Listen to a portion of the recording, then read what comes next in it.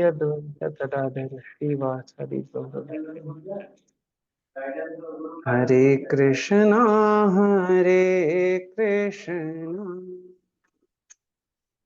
कृष्णा कृष्णा हरे हरे, हरे राम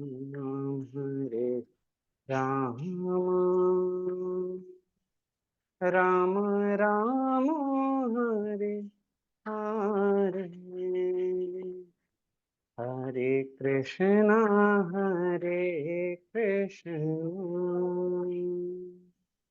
कृष्णा कृष्णा हरे हरे, हरे राम राम राम हरे हरे, हरे कृष्णा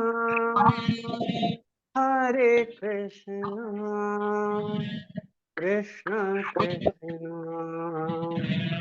हरे हरे, हरे राम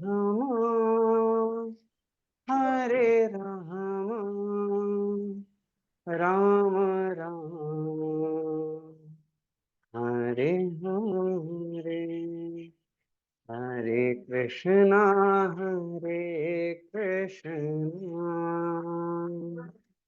कृष्णा कृष्णा हरे हरे, हरे राम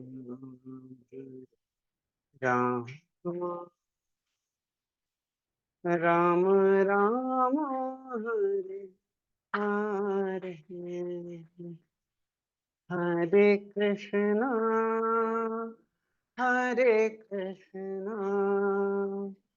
कृष्ण कृष्ण हरे हरे, हरे राम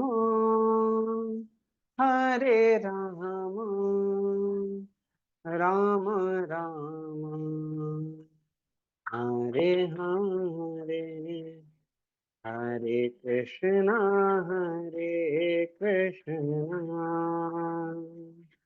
कृष्णा कृष्णा हरे हरे,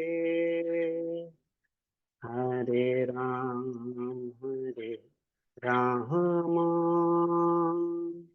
राम राम हरे हरे, हरे कृष्णा कृष्णा कृष्णा हरे हरे, हरे राम राम राम हरे हरे, हरे कृष्णा कृष्ण कृष्ण हरे हरे, हरे राम राम राम हरे हरे, हरे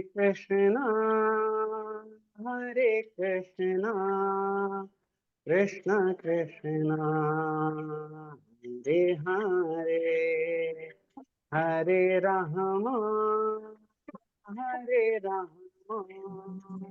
राम राम हरे हरे, जय प्रभुपद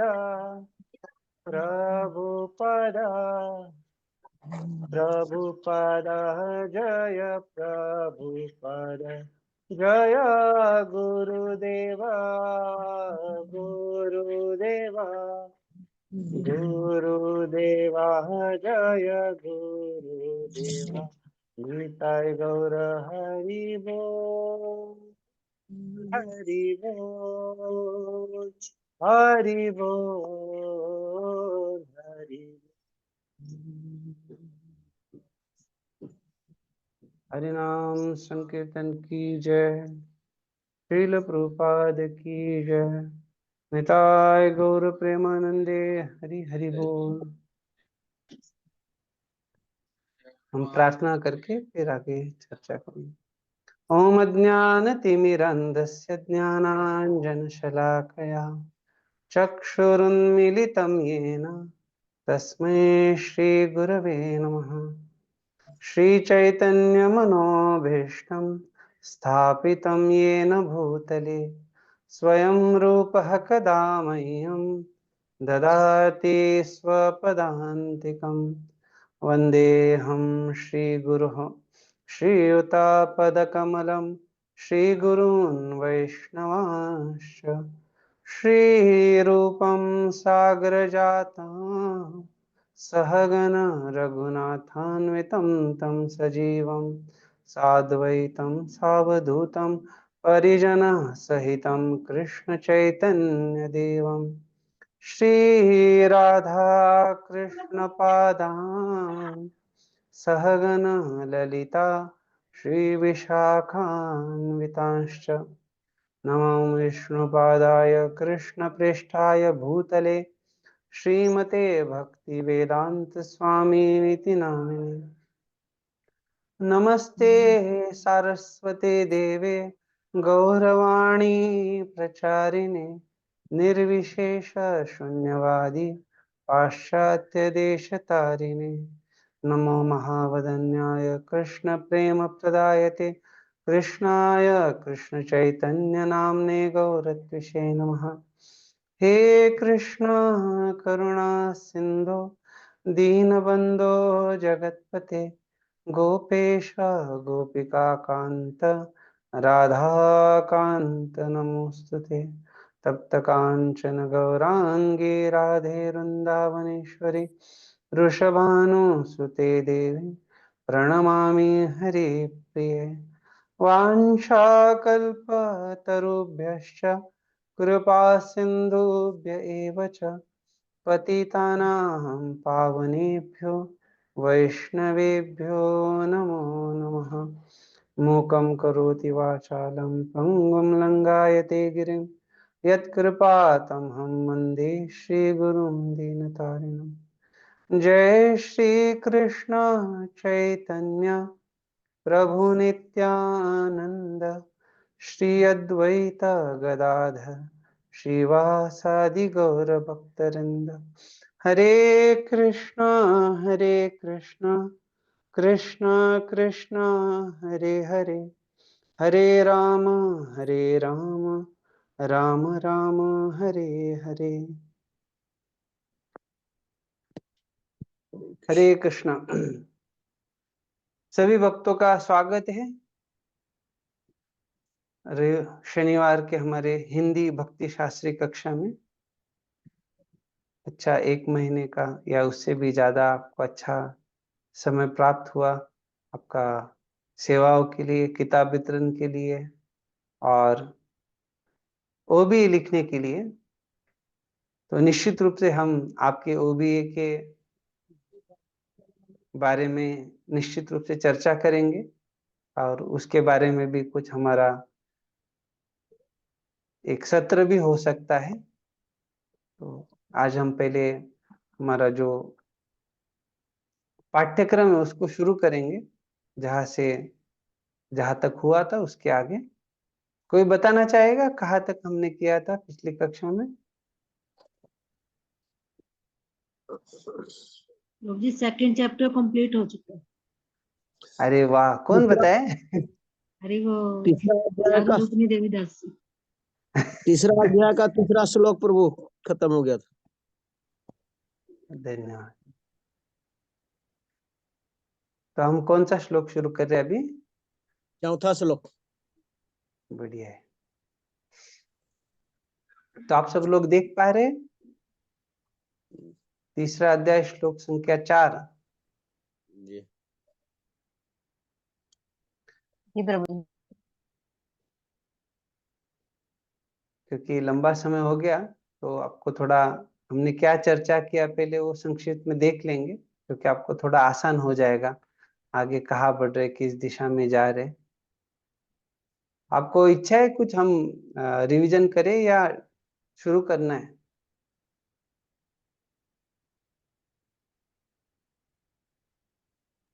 रिवीजन थोड़ी सी कम हो जाए तो अच्छा। थोड़ा हम देखेंगे। तो ये जो अध्याय है, तीसरा अध्याय, इसमें किस प्रकार से अलग अलग विभाग है उसका हमने देखा था। तो इसमें 5 विभागों का हम चर्चा करने जा रहे हैं। पहला तो है किस प्रकार से संन्यास, पहले 2 श्लोकों में संन्यास या कार्य करना है उसके बारे में जिज्ञासा है। तीसरे श्लोक से 9वें श्लोक तक निष्काम कर्म योग का चर्चा है। 10वें श्लोक से लेके 16वें श्लोक तक कर्मकांड से कर्मयोग की तरफ उसका चर्चा है। और 17वें श्लोक से लेके 35वें श्लोक तक कैसे निष्काम कर्म के द्वारा एक आदर्श उदाहरण स्थापित करना है। और आखिरी जो श्लोकों की श्रृंखला है 36 से लेके 43 तक, ये एक चेतावनी दी गई है व्यक्ति को कैसे काम और क्रोध के बारे में सचेत रहना चाहिए। और बड़े सुंदर श्लोक है जिसका हम चर्चा करेंगे जैसे हम आगे बढ़ेंगे। तो जब हमने ये अध्याय शुरू किया था तो पहले ही श्लोक से हमने देखा ये अध्याय में कैसे भगवान जो है हमारे कर्मों को हमें बिना कोई इच्छा का भगवान को अर्पण करना चाहिए, ये इस अध्याय में अर्थात निष्काम कर्म के बारे में यहाँ पे चर्चा आता है।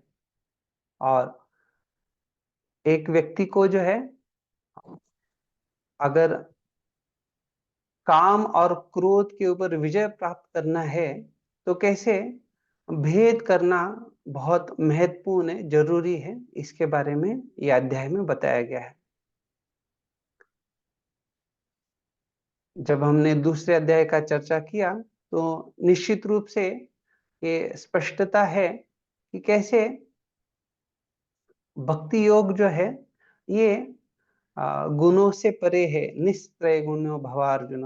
और भक्ति योग जो है ज्ञान और निष्काम कर्म योग से श्रेष्ठ है। तो इस कारण से अर्जुन जो है अभी भगवान को ये प्रश्न कर रहे हैं, अगर भक्ति योग श्रेष्ठ है तो आप मुझे इस प्रकार से युद्ध के लिए क्यों उद्युत कर रहे हैं। अगर जो बुद्धि जो स्थित है और भक्ति जो गुणों से परे है, श्रेष्ठ है, तो इस प्रकार से घोर जो कार्य युद्ध का उसमें क्यों लगा रहे। और अर्जुन जो है भगवान को यहाँ पे जनार्दन कह के संबोधित कर रहे हैं। तो अगर देखा जाए तो जनार्दन ये जो शब्द है इसमें जन आर्दन, तो अर्ध अर्थात ये शब्द का अर्थ होता है कि जो तकलीफ देता है या नैराश्य प्रदान करता है। तो आर्दन, ये आर्द धातु से आर्दन, जहां पे हम देखते हैं कि अर्थात जो जनता का भगवान को जब जनार्दन कहा जाता है उसका अर्थ होता है कि वो सारे जनता का जो दुख है, यातना है, उनसे उनको मुक्त करते हैं या लोगों को संरक्षण प्रदान करते हैं, इस प्रकार से ये अर्थ है। लेकिन यहाँ पे टीका में बता रहे किस प्रकार से आप तो जनार्दन हो, या अर्जुन कह रहे हैं, लेकिन आप अपने लोगों को ही अर्दन या क्लेश या यातना दे रहे। इस प्रकार से यहाँ पे अर्जुन संबोधित कर रहे जनार्दन कह के। और आगे फिर उनको केशव भी कह रहे हैं। तो केशव का अर्थ हमने देखा किस प्रकार से, क अर्थात ब्रह्मा जी, ईश अर्थात शिव जी, तो ये दोनों को ही वो नियंत्रित करते हैं। और इसके बारे में हरिवंश में बड़ा सुंदर श्लोक है जिसमें कहा गया है, क इति ब्रह्मणो नाम ईशो हम सर्वदेहिनाम आवाम तवांग संभूतो तस्मात् केशव नाम भाग।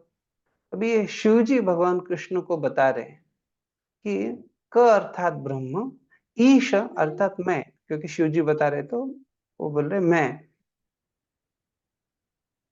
लेकिन हम दोनों जो है आवाम तवांग संभूतो, हम दोनों आवाम आपके तव अंग, आपके शरीर से या आपके द्वारा हमारा हम उद्भूत हुए हैं। तस्मात् केशव नाम भाग, इसलिए आपका नाम जो है केशव है।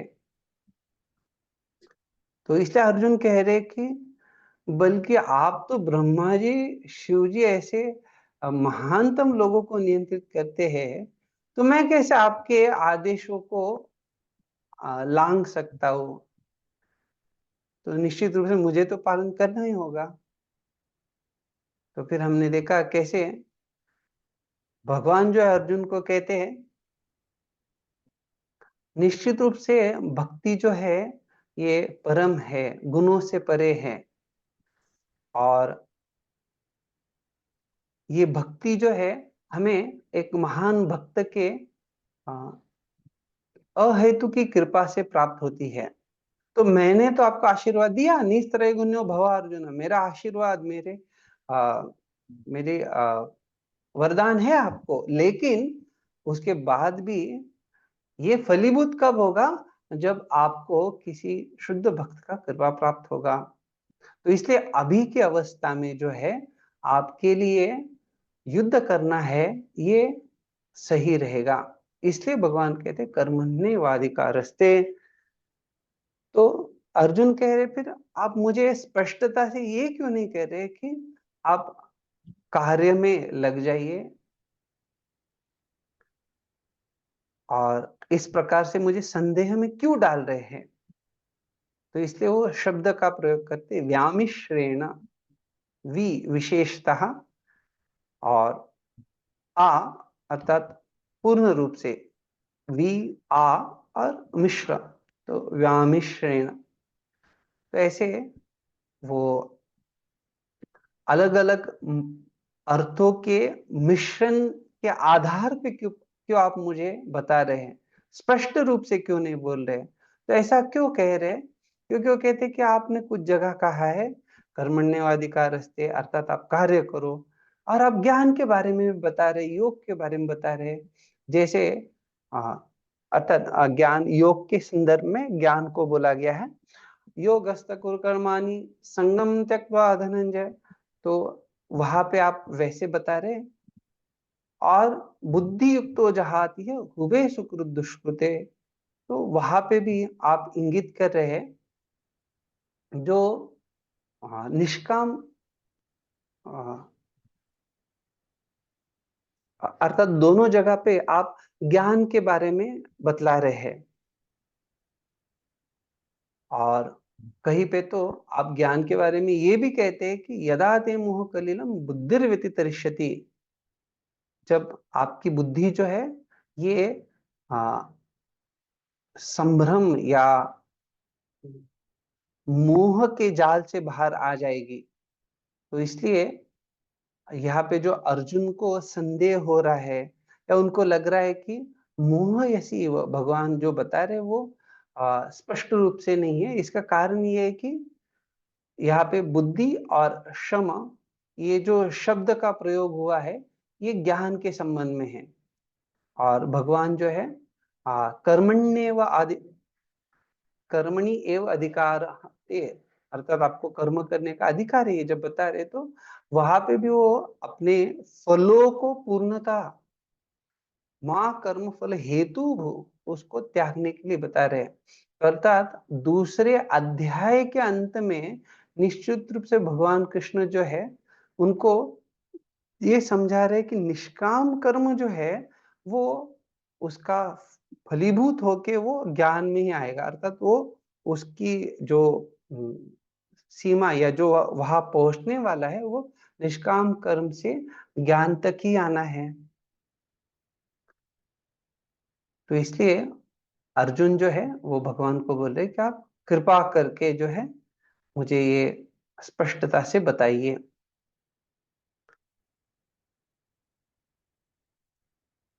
तो हमने ये देखा था कैसे जो कर्म रजोगुण में किया गया है उसकी तुलना में सात्विक या सतोगुण में किया गया हुआ कर्म ये श्रेष्ठ है, और सतोगुण में जो कर्म किया जाता है उसमें जो सर्वोत्तम है, अर्थात जो परिपक्व अवस्था है, वो निष्काम कर्म की है। लेकिन ये निष्काम कर्म से भी ऊपर, जैसे हमने थोड़ी देर पहले चर्चा किया कि निष्काम कर्म जो है, जैसे दूसरे अध्याय में बोला गया, वो फलीभूत होके ज्ञान तक, ज्ञान के स्तर पे आएगा। तो निष्काम कर्म से भी श्रेष्ठ ज्ञान है, जैसे सत्वात् संजायते ज्ञानम कहा गया। तो ये ज्ञान जो है ये भी सात्विक है। लेकिन जब हम भक्ति का बात करते हैं, निर्गुणस्य उदाहरुतः, तो ये जो भक्ति है ये गुणों से परे है, अर्थात ये सतोगुण में भी नहीं है, निर्गुण है, निर्गुण भक्ति। तो इसलिए अर्जुन कह रहे हैं कि अगर मुझे भक्ति करना संभव नहीं है, ऐसा अगर आपको लग रहा है, तो आप मुझे ज्ञान का ही उपदेश कीजिए, और उससे जो है मैं ये संसार के बंधन से और दुखों से तर जाऊंगा। निश्चित रूप से बलदेव विद्याभूषण जो है इसके बारे में बतलाते हुए महानारायण उपनिषद को और मुंडक उपनिषद को उद्धृत करते हैं, और वो कहते हैं नास्ति अकृतः कृतेन, ये जो शाश्वत पुरुष है वो कृतेन अर्थात कार्यों से प्राप्त नहीं किए जा सकते। तो इसलिए मुझे जो है आप कौन सा सर्वोत्तम विधि रहेगा उसके बारे में बताइए, ऐसे अर्जुन बता रहे हैं। तो फिर भगवान जो है, जो पिछली कक्षा में हम तीसरे श्लोक की चर्चा किए थे, किस प्रकार से लोकेस्मिन् द्विधा निष्ठा, उसके बारे में समझाते हैं। और भगवान कहते हैं कि आपने बोला है कि कर्म या ज्ञान, इसमें से दोनों, कर्म योग या ज्ञान योग में से कोई एक मार्ग बताइए। तो भगवान विष्णु चक्र ठाकुर कहते कि मैं आपको दोनों जो है ये किसी भेद के बिना ये बताया हूं, और जो लोग कर्म या ज्ञान के लिए पात्र है उनके बारे में भी स्थिति के अनुसार ये जानना चाहिए।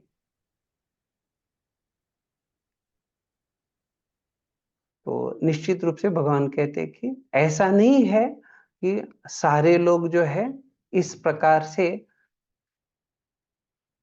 मुक्ति के लिए पात्र है, और अभी ये आने वाले श्लोकों में उसका स्पष्टीकरण होगा।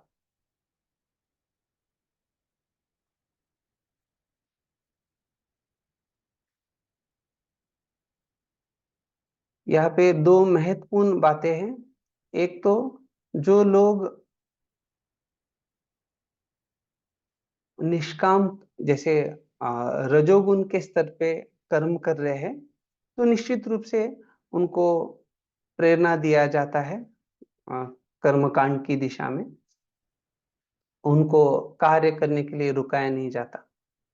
लेकिन साथ ही साथ जो लोग ज्ञान के स्तर तक पहुंच गए हैं, अर्थात जिन्होंने अपने हृदय को शुद्ध कर लिया है,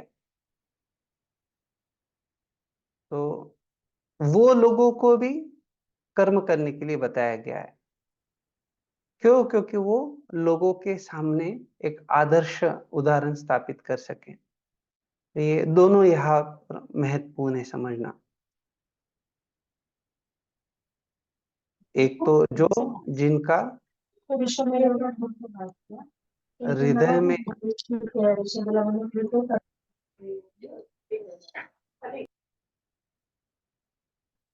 जिनका हृदय में जो है अशुद्धता है, और हृदय के अशुद्धताओं के कारण वो ज्ञान के स्तर पे नहीं आ सकते हैं। और दूसरे जो है, जैसे मैंने बताया कि वो अपने आप को शुद्ध कर लिए हैं, तो इस प्रकार से, और इसलिए हमने वो श्लोक भी चर्चा की थी, स्वधर्म पिचावेक्ष न विकम्पितुमर्हसि। अब उन लोग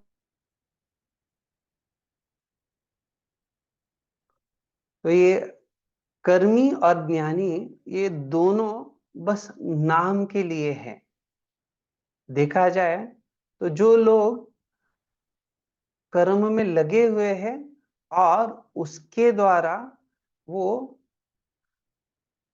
शुद्ध हृदय के ज्ञानी अपने कार्यों के द्वारा बन जाते हैं, अर्थात कर्मी जो है उसका ज्ञानी में परिणति या उसका वो ज्ञानी बन जाता है। कैसे? तो जब वो शुद्ध हृदय से कार्य करता है। और जो ज्ञानी है वो ज्ञान में स्थित है, सतोगुण में है, और वो भक्ति के द्वारा जो है वो मुक्ति को प्राप्त कर लेता है। तो ये भगवान जो है उनके जो शब्द उन्होंने बताया था उसके बारे में स्पष्टता देते हैं।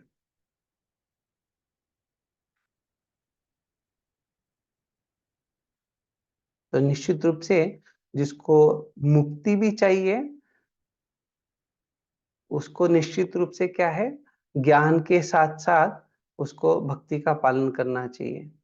और जब इस प्रकार से भक्ति की जोड़ है तो उससे वो हृदय शुद्ध हो जाता है और तब उसको मुक्ति प्राप्त हो सकती है। यस, श्याम कांति देवी माता जी। हरे कृष्ण प्रभु जी, धन्यवाद।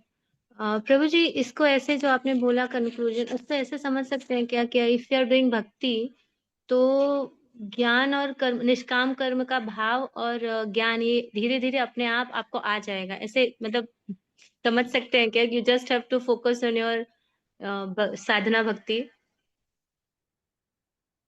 या अभी आपको ये कहना है कि भक्ति के द्वारा ज्ञान और निष्काम कर्म आ जाएगा, ये कहना है आपका? हाँ, वो भाव अपने आप धीरे धीरे आ जाता है जैसे जैसे भक्ति का स्तर ऊपर आता है, ऐसे ठीक समझा ऐसे मैंने? जो है शास्त्र में भागवतम में भी श्लोक आता है वासुदेव भगवती, जिसमें कहा गया है कि ज्ञान और वैराग्य जो है ये जो है दो भक्ति के पुत्र है, या ये दो अपने आप आ जाते हैं। लेकिन अगर कोई कहेगा कि वो आ गए अर्थात वो भक्ति से श्रेष्ठ है, या ऐसा नहीं है। भक्ति जब हम करते हैं तो भक्ति में ये सब कुछ आ जाता है, इसलिए भक्ति जो है ये सर्वोच्च स्थिति पे है।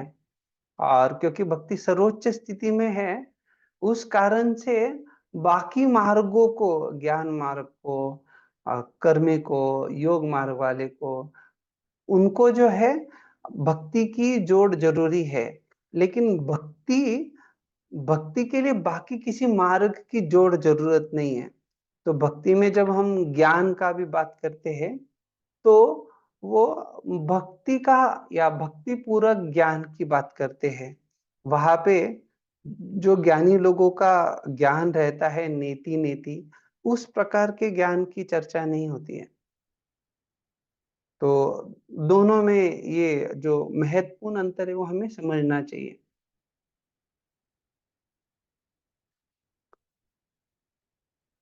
आप में से कोई बताना चाहेगा कि? तो प्रभु जी, ज्ञानी मार्ग के जो फॉलोअर्स हैं, क्या वो अलग ज्ञान की चर्चा करते हैं, वो भगवत ज्ञान की चर्चा नहीं करते? हाँ, तो इसलिए भक्ति में जो ज्ञान का चर्चा है वो भक्ति के संबंध में होता है। और हम्म। ज्ञान मार्ग के जो लोग होते हैं हम्म। सामान्यतः उनको प्रभुपाद जी बहुत जगह पे ये कहते हैं कि वो मानसिक तर्क वितर्क करने वाले वो ओके। तत्वज्ञानी होते हैं, मानसिक तर्क वितर्क करते हैं। लेकिन ये निश्चित नहीं है कि उनको जो परम सत्य है उसमें वो की चर्चा। उसके बारे में स्पष्टता है, उसमें वो स्थित है। हाँ। तो यस। ये ज्ञानी लोगों के बारे में ये बड़ा प्रसिद्ध होता है, कहा जाता है कि उनकी जो धारणा होती है परम सत्य की वो इस प्रकार से ढूंढते हैं, नेति न इति, ये नहीं है परम सत्य, वो हाँ। नहीं है, तो क्या परम सत्य है, वो हम्म। स्पष्टता नहीं होता है। लेकिन भक्त जो है उसको परम सत्य क्या है वो स्पष्टता है, और उसका वो आ, पालन भी करते उस प्रकार से। Okay Prabhu ji, thank you. तो आप में से कोई बतलाने चाहेंगे कि ये जो भक्ति का हम देख रहे थे, जैसे या उदाहरण देखा कि कुछ लोग जो है रजोगुण में कर्म करते हैं, कुछ लोग जो है फिर सात्विक कर्म करते हैं। तो भक्ति में ऐसे कितने प्रकार की भक्ति होती है और कैसे इतने प्रकार की भक्ति हो जाती है जो शुद्ध भक्ति नहीं है?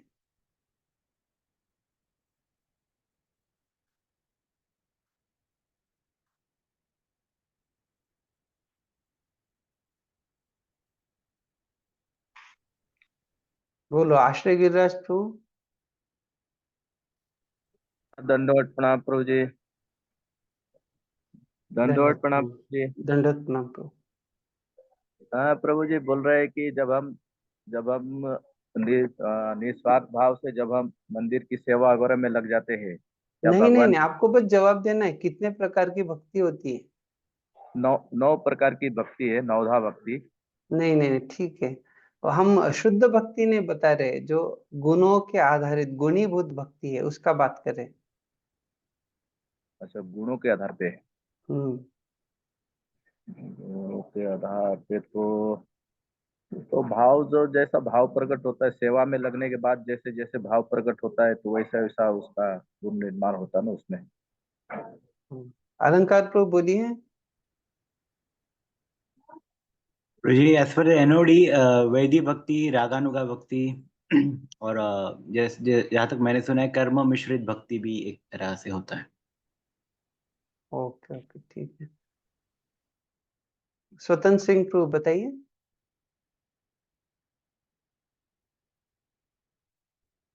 आवाज नहीं आ रहा, आपका म्यूट है। हाँ तो जी सतोगुणी भक्ति, रजोगुणी भक्ति और तमोगुणी भक्ति। ओ बढ़िया, धन्यवाद। तो सही बताए, गुणों के आधार पे। अभी हमने जो चर्चा किया, तो आज का जो श्लोक है उस पे हम अभी शुरुआत करेंगे। न च कर्मणाम् अनारंभात् नैष्कर्म्यं पुरुषोऽश्नुते न च सन्न्यसनादेव सिद्धिं समधिगच्छति।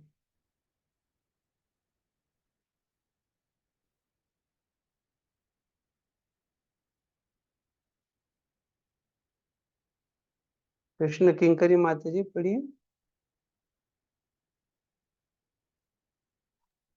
जी प्रभु जी।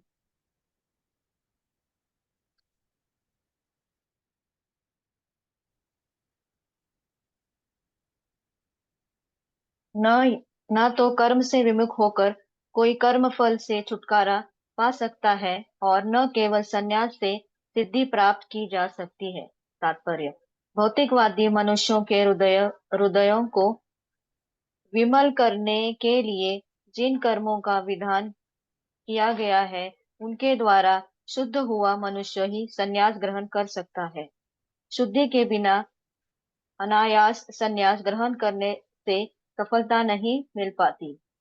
ज्ञान ज्ञान योगियों के अनुसार संन्यास ग्रहण करने अथवा सकाम कर्म से विरत होने से ही मनुष्य नारायण के समान हो सकता है, किंतु भगवान कृष्ण इस मत का अनुमोदन नहीं करते। हृदय की शुद्धि के बिना संन्यास सामाजिक व्यवस्था में उत्पात उत्पन्न उत्पन्न करता है। दूसरी ओर यदि कोई नियत कर्मों को न करके भी भगवान की दिव्य सेवा करता है तो वह उस मार्ग में जो कुछ भी उन्नति करता है उसे भगवान स्वीकार कर लेते हैं। बुद्धि योग स्वलप स्वलप्यम यप्यस्य धर्मस्य त्रायते महतो भयात्। ऐसे सिद्धांत की रंच मात्र संपन्नता भी महान कठिनाइयों को पार करने में सहायक होती है। थैंक यू प्रभु जी। तो यहाँ पे हम देख सकते हैं किस प्रकार से ये जो श्लोक है स्पष्टता दे रहा है, बिना हृदय के शुद्धता के जो है ज्ञान नहीं आ सकता है। तो हृदय की शुद्धता है, ये बड़ा महत्वपूर्ण है।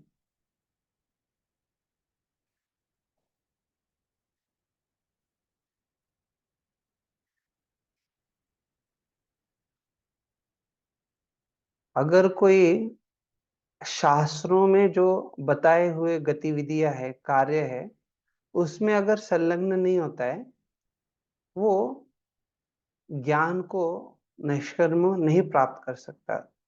अर्थात न कर्मणाम अनारंभात नैष्कर्म्यम पुरुषोष्णुते। तो इसलिए शास्त्रों ने जो बताए गए उपदेश है उसको पालन करना है, इसके बारे में बता रहे हैं। और जिसका हृदय जो है ये अशुद्ध है, उसको ज्ञान की प्राप्ति नहीं हो सकती है। केवल जो शास्त्र सम्मत जो गतिविधियां है उनको त्याग देने से। तो इसलिए कह रहे कि न च संन्यासनात् एव सिद्धिं समुदिगच्छति। अर्थात केवल संन्यास लेने मात्र से व्यक्ति को पूर्णता प्राप्त होगी या व्यक्ति जो है ज्ञान को प्राप्त करेगा, ये नहीं है। तो महत्वपूर्ण रूप से बताया जा रहा है कि हृदय शुद्ध होना बड़ा महत्वपूर्ण है, और हृदय शुद्धि के लिए व्यक्ति को चाहिए कि वो शास्त्र सम्मत गतिविधियों में संलग्न रहे। तो जिसका हृदय अशुद्ध है उसके लिए निश्चित रूप से जो शास्त्र के द्वारा बताई हुए कार्यकलाप है, गतिविधियां है, उनको हृदय शुद्धि के लिए उसको करना चाहिए। तो आगे जो है भगवान इसके बारे में अगले श्लोकों में बड़ा अच्छे से स्पष्टीकरण देते हैं। तो जिस व्यक्ति का हृदय अशुद्ध है वो ज्ञान में स्थिरता प्राप्त नहीं कर सकता है, या वो कार्यों से विरक्त नहीं हो सकता है, जिससे कि वो अपने इंद्रियों के कार्यकलापों को रोक सके, नैष्कर्म को प्राप्त कर सके। और अनारंभात या जो बताई हुई गतिविधियां है उसको अगर वो नहीं करेंगे तो निश्चित रूप से उसके लिए हृदय शुद्धि नहीं होगी। अर्थात उसको जो बताई हुई गतिविधियां है उसको करना चाहिए, उससे ही वो ज्ञान का अनुशीलन कर सकता है। तो ये भी है। और साथ साथ अगर कोई बस गतिविधियों को त्यागना चाहता है या संन्यास लेना चाहता है वो कार्यकलापों से, तो उससे केवल वो करने से उसको मुक्ति प्राप्त नहीं होगी। तो इसके संबंध में जो है बलदेव विद्याभूषण बृहद अरण्यक उपनिषद से 4:4-22 से उद्धृत करते हैं। आप थोड़ा ध्यान पूर्वक सुनिए, आपके लिए एक प्रश्न है इस तम एतम वेदानुवचनेन ब्राह्मणा विविदिशन्ति यज्ञेन दानेन तपसा नाशकेन। जो ब्राह्मण है वो भगवान को जानना चाहता है। कैसे?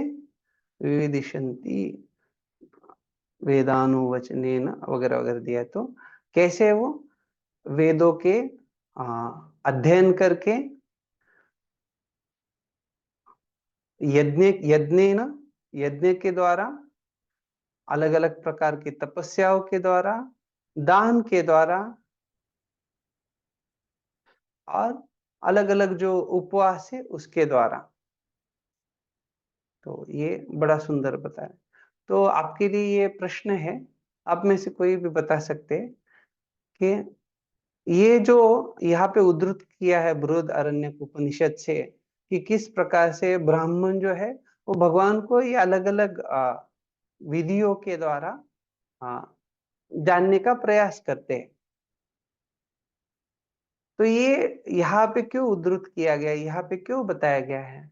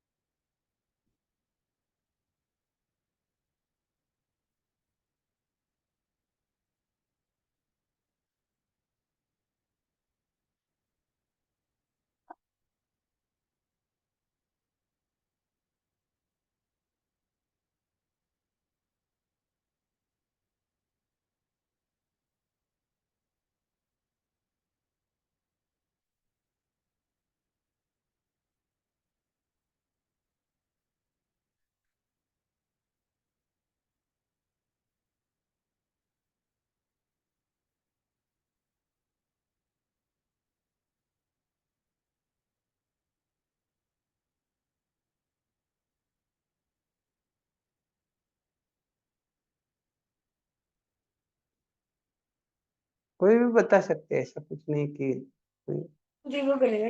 तो मुझे क्वेश्चन क्या है, कैन यू रिपीट? मतलब मैं मिस कर दी प्रश्न, सॉरी प्रभु जी। प्रश्न ये है, जो बलदेव विद्याभूषण यहाँ पे उद्धृत कर रहे हैं बृहदारण्यक उपनिषद से, किस प्रकार से ब्राह्मण जो है ये भगवान को जानने के लिए अलग अलग कार्यकलाप में लगा हुआ है। तो वो कार्यकलाप मैंने बताए, यह जो श्लोक में दिया गया है, यज्ञेन दानेन तपसा, अर्थात वो यज्ञ के द्वारा शास्त्रों का अध्ययन करके, वेदानुवचनेन, दान करके, तपस्या करके, उपवास करके। तो यहाँ पे ये उद्धृत क्यों किया गया है, क्यों बताया गया है, ये प्रश्न है। ताकि हम सब ब्राह्मण बन सके, अरे उनको वाह, क्योंकि ये ब्राह्मण के स्वाभाविक गुण होते हैं प्रभु जी। हाँ, या फिर प्रभु जी हृदय की शुद्धता के कारण, तो कि कम हम कैसे मतलब हृदय को शुद्ध कर सके। आप जैसे बोले कि शास्त्र सम्मत जो गतिविधियां है उसको फॉलो करके, तो ये भी सारे पार्ट्स है ना हृदय की, हाँ, हृदय को तो शुद्ध यही करने चर्चा का। चल रहा है हमारा जो है, हमारा चर्चा इसी विषय में है। और इसीलिए ये उद्धृत किया गया है कि अगर कोई कहेगा कि हम बिना कार्य किए संन्यास, ये जो श्लोक में बोला गया है कि संन्यासनात् एव, अर्थात केवल संन्यास के द्वारा जो है सिद्धिम, या व्यक्ति जो है वो मुक्ति प्राप्त कर लेगा या उसका हृदय शुद्ध हो जाएगा, तो ऐसा नहीं है। जैसे माता जी तात्पर्य में पढ़े थे कि प्रभुपाद जी कहते कि लोग कुछ कुछ संस्थाएं हैं जहाँ पे ये बोलते हैं कि संन्यास लेने से नरो नारायणो भवेत, अर्थात केवल संन्यास लेने मात्र से जो व्यक्ति है नारायण बन जाता है, नारायण के समान हो जाता है, ऐसे कुछ धारणाएं रखते। तो ये सब शास्त्र सम्मत धारणा नहीं है और सब गलत है। लेकिन ये जो सही मार्ग यहाँ पे बतला रहे हैं, ये बड़ा महत्वपूर्ण है समझना। तो ये मार्ग क्या है कि जिस प्रकार से ब्राह्मण ये अलग अलग गतिविधियों में लगे हैं भगवान को जानने के लिए, ये क्यों जरूरी है? क्योंकि व्यक्ति जो है बिना कार्य किए नहीं रह सकता। तो अगला श्लोक इसी के बारे में और गहराई में बताता है, कैसे व्यक्ति को जो है हमेशा कार्य में लगना ही पड़ता है। तो अगर किसी को कुछ जिज्ञासा नहीं है श्लोक पे, तो हम अगले श्लोक का चर्चा करेंगे। किसी को इस पे कुछ पूछना है जो हमने ये श्लोक के बारे में चर्चा किया?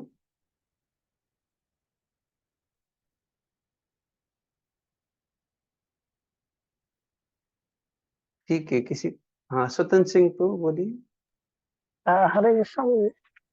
मैं ये कह रहा था प्रभु जी, जैसे आपने बताया कि यज्ञ तपस्या और उपवास वेदों का अध्ययन करने पे जो है हृदय शुद्ध होता है, तो यहाँ पे भगवान ने यहाँ पे यही बताया कि हृदय शुद्धि के बिना संन्यास सामाजिक व्यवस्था में उत्पात उत्पन्न कर सकता है। तो ये सब चीजें हृदय शुद्ध करने के लिए यही है सब चीजें। हाँ, तो ब्राह्मण जो है ये सारा चीजें क्यों कर रहा है? भगवान को जानने के लिए, हृदय शुद्धि के लिए ही है ना। जैसे हम देखते हैं, आपने अगर आपके जीवन में अनुभव किया होगा, जब दान किया जाता है आपको क्या लगता है? बहुत अच्छा लगता है हृदय में। दान करने से खुशी मिलती है एक तरह से, क्या होता है? खुशी भी मिलती है और ये लगता है कि भाई हम दान पुण्य करने से हमारे हाँ, समझ कर्म लीजिए अच्छे आपके होंगे। पास 1 करोड़ रुपया है, आपसे पास ज्यादा रहेगा, जो भी रहेगा, 100 करोड़ 200 करोड़, मैं वो उदाहरण के लिए बता रहा हूँ। तो आपके पास 1 करोड़ रुपया है, और वो 1 करोड़ रुपया में से भगवान के लिए आपने जैसे रूप गोस्वामी बताते हैं 50%, 50%। तो आप 50 लाख रुपया दिए। तो आपको क्या लगता है कि ये तो सामान्य रूप से हो गया? अगर बोला जाए कि सब कुछ भगवान की सेवा में लगाना है, अपना खुद का अलग से कुछ नहीं होना चाहिए, तो कैसा लगेगा आपको?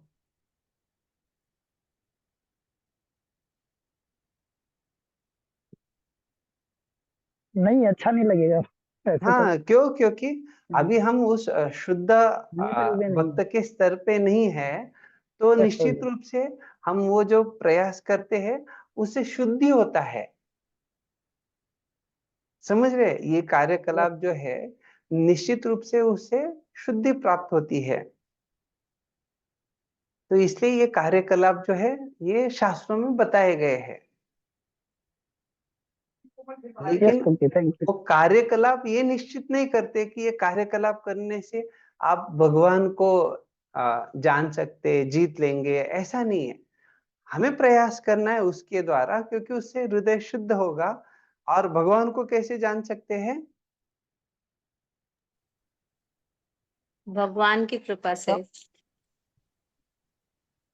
हाँ, अलंकार को। जी, भक्त्या माम अभिजानन्ति। हाँ, भगवान के हम थोड़ी देर पहले और पहले भी चर्चा किए थे कि महाभक्त एक एक भगवान का जो महाभागवत भक्त है, परम भक्त है, उसकी कृपा से ही हम भगवान को जान सकते हैं। तो वो भी अहेतु की कृपा है। तो इसलिए ये सारे मार्ग जो इसका हम पालन करेंगे, लेकिन हमें ये स्पष्टता रहता है क्या कि जितना हम हृदय की शुद्धि के लिए प्रयास करेंगे, भगवान की कृपा से कोई एक महाभागवत का कृपा होगा, संग मिलेगा, और फिर हम ये आ, भगवान को जान पाएंगे। ठीक है ब्रो जी। यस जी, थैंक यू। अभी हम अगले श्लोक पे जाएंगे।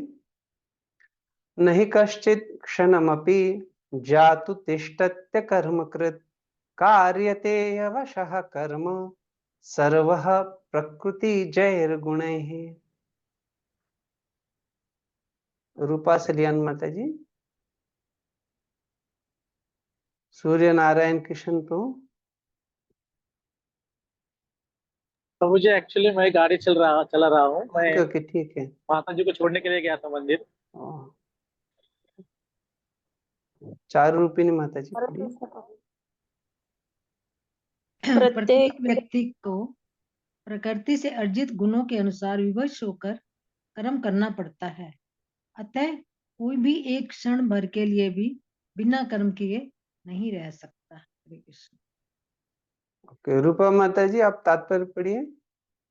हरे कृष्ण प्रभु। यह देहधारी जीवन का प्रश्न नहीं है, अपितु आत्मा का यह स्वभाव है कि वह सदैव सक्रिय रहता है। आत्मा की अनुपस्थिति में भौतिक शरीर हिल भी नहीं सकता। यह शरीर मृत वाहन के समान है जो आत्मा द्वारा चलित होता है, क्योंकि आत्मा सदैव गतिशील सक्रिय रहता है। वह एक क्षण के लिए भी नहीं रुक सकता। अतः आत्मा को कृष्ण भावनामृत के सत्कर्म में प्रवृत्त रखना चाहिए, अन्यथा वह माया द्वारा शासित कार्यों में प्रवृत्त होता रहेगा।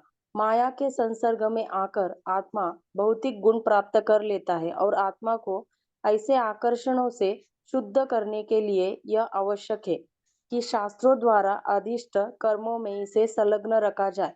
किंतु यदि आत्मा कृष्ण भावनामृत के अपने स्वाभाविक कर्म में निरत रहता है, तो वह जो भी करता है उसके लिए कल्याणप्रद होता है। श्रीमद् बस भागवत बस बस ये तो यहाँ पे स्पष्टता से ये बताया जा रहा है कैसे प्रत्येक व्यक्ति को जो है वो प्रकृति जैर गुणे, प्रकृति जय अर्थात प्रकृति के द्वारा जो अर्जित या प्रकृति से जो उत्पन्न हुए गुण है उसके अनुसार क्या होता है वो ही यवशः अर्थात वो विवश हो जाता है। ही अर्थात निश्चित रूप से अवशः, तो उसको जो है कर्म करना ही पड़ता है। तो यहाँ पे वही बता रहे किस प्रकार से ये जो श्लोक है इसमें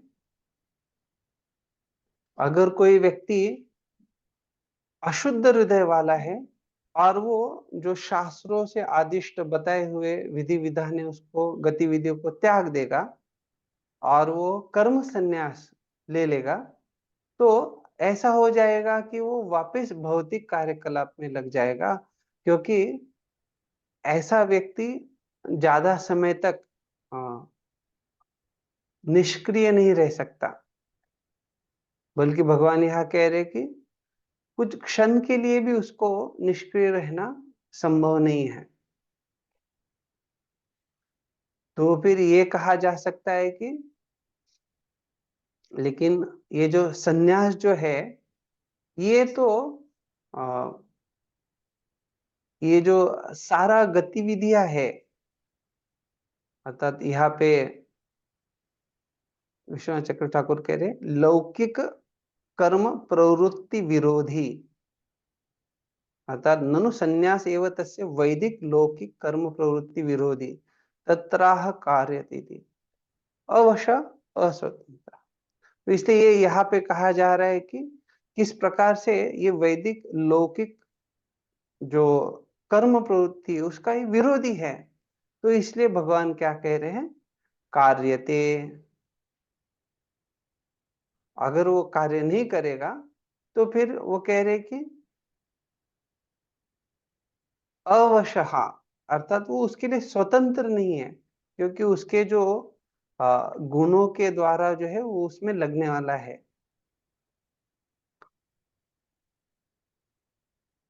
तो इच्छा और द्वेष जो व्यक्ति के प्रकृति जय अर्थात प्रकृति के गुणों के द्वारा जो उसमें आते हैं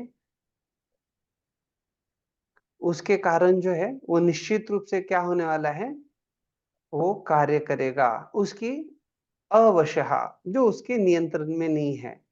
और ये कैसे होता है आप में से कोई बताना चाहेंगे? इच्छा द्वेष ये जो है ये प्रकृति के गुणों के द्वारा आता है, ये कैसे आता है?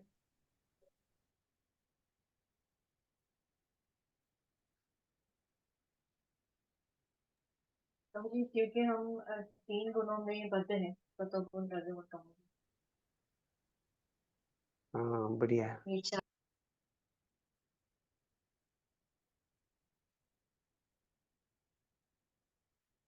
तो इसमें बलदेव विद्याभूषण बतलाते हैं कि ये जो बात किया जा रहा है स्वभाव का, तो ये जो संस्कार है ये जीव के ऊपर उसके बहुत सारे अलग अलग जन्मों के अनुभवों के परिणाम स्वरूप है।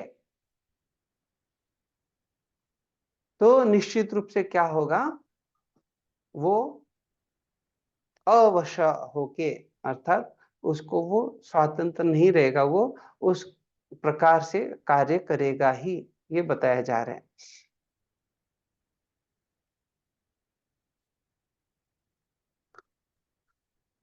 तो प्रभु जी इसका मतलब कि हम स्वतंत्र नहीं है अपने कर्मों के उसके लिए, हम पिछले जन्म के संस्कार और कर्म के हिसाब से कार्य करते हैं, ऐसे मतलब समझे क्या?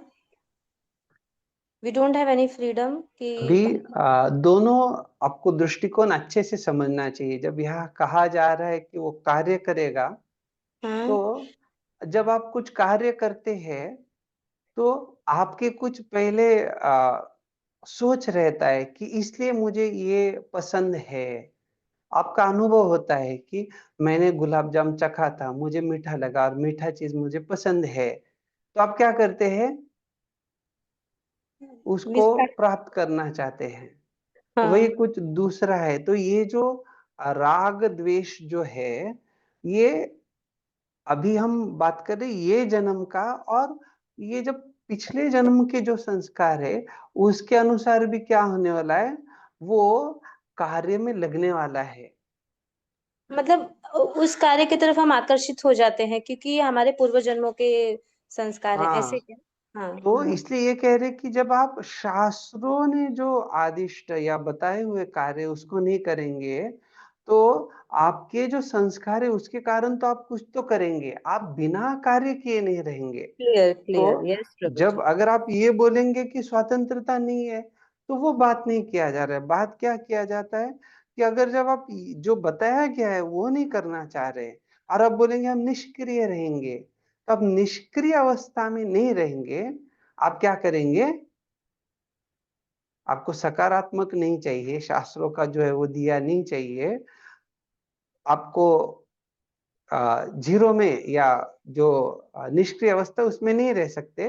तो फिर क्या होगा, आप किस दिशा में जाएंगे, दिशा कौन सा रहेगा वो, जो हमारे पहले के संस्कार हैं उसमें हम मतलब हाँ, स्थित हो तो जाएंगे। उसके अनुसार व्यक्ति जो है वो राग द्वेष उसके अनुसार उस दिशा में जाएगा। हाँ हाँ। तो तो ये अगर बताया जाए। शास्त्रों के हिसाब से हम कार्य कर रहे हैं तो there is less chances of getting attracted to, मतलब पहले के जो हमारे कर्म है उसके चांसेस कम हमारे को आकर्षित करेंगे, ऐसे क्या? वो कितना कम ज्यादा कैसे आकर्षित करेंगे वो किसके ऊपर निर्भर है बताइए। हम कितना शास्त्र को फॉलो करते हैं, कितना अम,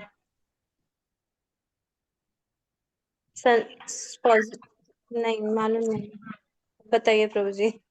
वो निर्भर करता है व्यक्ति का लौल्य जो है, व्यक्ति हाँ की जो लालसा है वो कितनी है, उसके गुरु के प्रति उसकी जो निष्ठा है, उसके कारण वो बाकी जो टेम्पटेशंस या उसको जो बाकी अन्य अन्य प्रकार से परेशानी हो रही है, उसके अंदर कुछ विचार आ रहे हैं, उसका कुछ इच्छा है, वो सारा जो है वो उसको त्याग पाएगा जब वो क्या करेगा, सही जगह पे उसकी आसक्ति बना लेगा। अगर उसकी आसक्ति अपने गुरु को प्रसन्न करने के लिए है, तो निश्चित रूप से ये जो बाकी उसको प्रलोभन आएंगे उसके ऊपर वो प्रलोभन उसके ऊपर हावी नहीं होंगे, लेकिन वो प्रलोभनों को संयमित ढंग से आगे बढ़ सकता है, अर्थात वो उसके नियंत्रण में रहेंगे। ये समझ है। जैसे हम हमारे वैयक्तिक जीवन में जब भक्तिमय जीवन से जुड़ गए, क्या हम इस्कॉन में आने के बाद माला जाप शुरू किए, आप में से कई भक्त 16 माला जाप करते हैं, तो ऐसा हो गया क्या कि अभी आपको लगता है कि नहीं नॉनवेज खाना चाहिए, प्याज लहसुन खाना चाहिए, ऐसा इच्छा होता है क्या? नो प्रभु जी। प्रभु जी इसकी इच्छा तो नहीं होती है, हाँ, तो लेकिन ये क्यों नहीं हो रही है, उसका अर्थ क्या, पहले आपने खाया होगा, अभी क्यों नहीं हो रहा है? क्योंकि हम प्रभुपाद जी का आश्रय ग्रहण किए हैं, उनके प्रति हमारा जो निष्ठा है, उनको प्रसन्न करने के लिए हमें जो प्रयास करना है, तो हम वो नहीं करेंगे।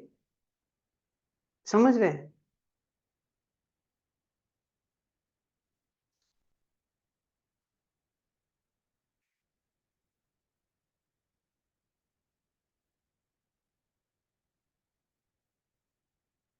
अलंकार प्रभु पढ़िए, यहाँ से श्रीमद् भागवत।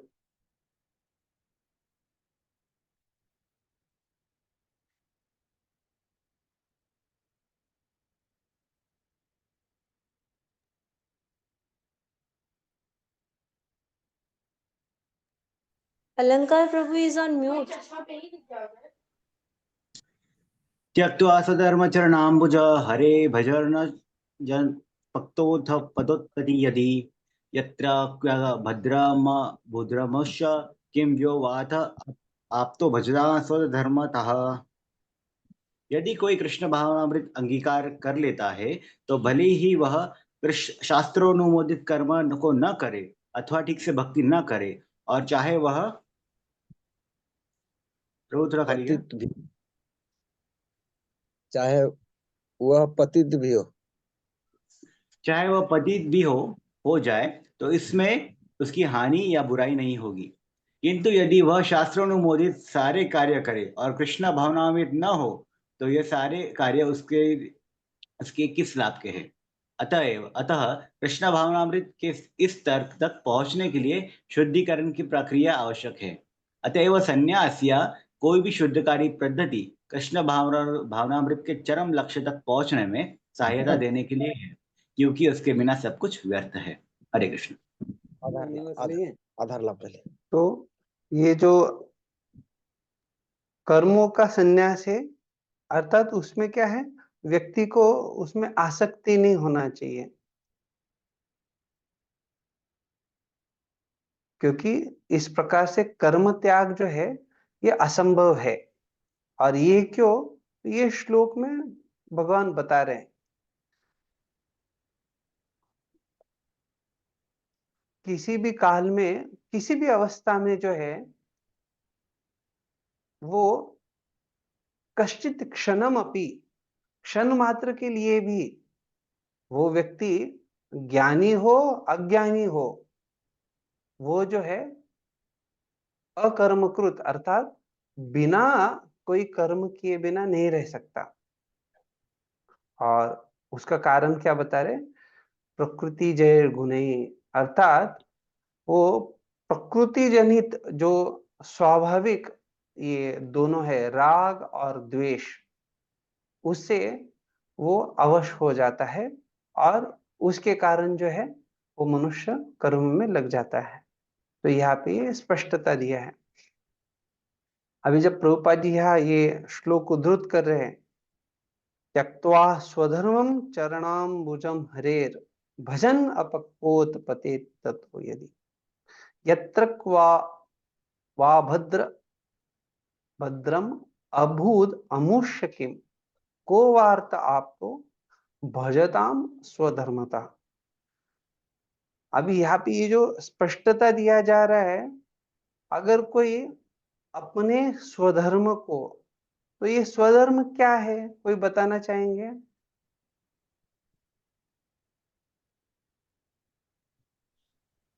वृत्ति परक कार्य। किस परक कार्य? वृत्ति परक कार्य। रिद्धि? जी, वृत्ति। वृत्ति, वृत्ति, ओके ओके। यहाँ पे स्वधर्म अर्थात वृत्ति से ही बता रहे आप, लेकिन सामान्यता ये वर्णाश्रम धर्म का बात है, जिसमें व्यक्ति हो सकता है कि क्षत्रिय धर्म का पालन करे, या जो भी अलग अलग व्यक्ति के वर्णाश्रम के अनुसार धर्म हो।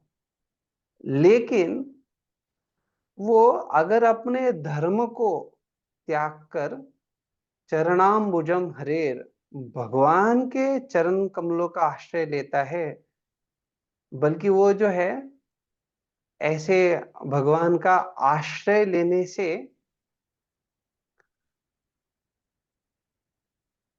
वो पते तत्व यदि, अर्थात उसने आश्रय लिया लेकिन कुछ समय के बाद उसका उस मार्ग से पतन हो गया, फिर भी बता रहे उसमें उसका कुछ समस्या नहीं है। क्यों समस्या नहीं? क्योंकि उसने उतना तो उसमें प्रगति कर लिया है। लेकिन ऐसा व्यक्ति जिसने अभजताम, जो स्वधर्म का पालन कर रहा है लेकिन भगवान का भक्ति नहीं किया, तो उसका क्या लाभ है? को वार्थ, ऐसे व्यक्ति का अर्थ या उसको क्या प्राप्त हुआ है? तो ये जब बता रहे, इसका अर्थ ही यही हो गया कि उसने भगवान का भक्ति नहीं किया, इस कारण से जो है उसका जो प्राप्ति वो शून्य है एक प्रकार से, क्योंकि भक्ति ही शाश्वत है। हम जैसे बात करते हैं कि शाश्वत बैंक अकाउंट, तो जो इस जीवन में प्राप्त किया है वो भक्ति के आधार पे है तो आगे जाएगा, नहीं तो पीएचडी किया है बाद में वो आगे साथ में नहीं आएगा। तो ये जो स्वधर्म का जो बात आता है, अगर वो भक्ति के संबंध में नहीं है तो वो सारा जो भी कष्ट किया है, कर्तव्य किए हुए, वो सारा उसका कुछ लाभ नहीं है। तो इसलिए कह रहे कि ऐसा पतित भी हो जाए तो भक्ति किया है तो उसमें कोई हानि या बुराई नहीं, लेकिन अगर वो सारे शास्त्रोनुमोदित कार्य करे लेकिन कृष्ण भावना भावित न हो तो ये सारे कार्य उसके किस लाभ के हैं, ये स्पष्टता दिया है। तो प्रभुपाद जी हमें ये शुद्ध भक्ति के स्तर का स्पष्टता दे रहे हैं, कैसे व्यक्ति को जो है निश्चित रूप से भक्ति में कार्य में लगना चाहिए, और यही शुद्धिकरण की प्रक्रिया है।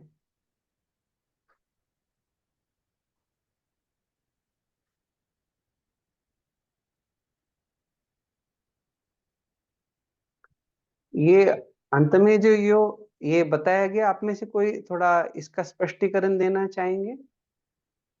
अगर आपको समझाए तो, नहीं तो फिर हम आगे बढ़ेंगे।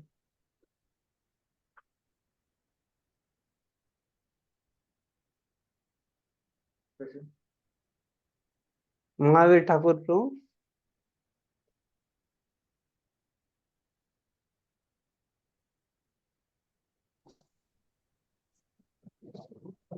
हरे कृष्ण बोलना प्रभु, चाहेंगे आप? दंडवत। नहीं प्रभु, हम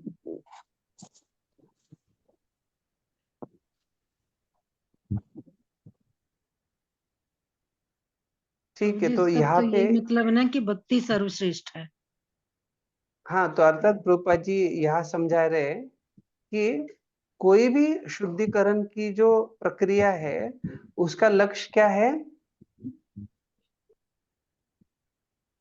कृष्ण भावनामृत, अर्थात कृष्ण भावना भावित बनना है।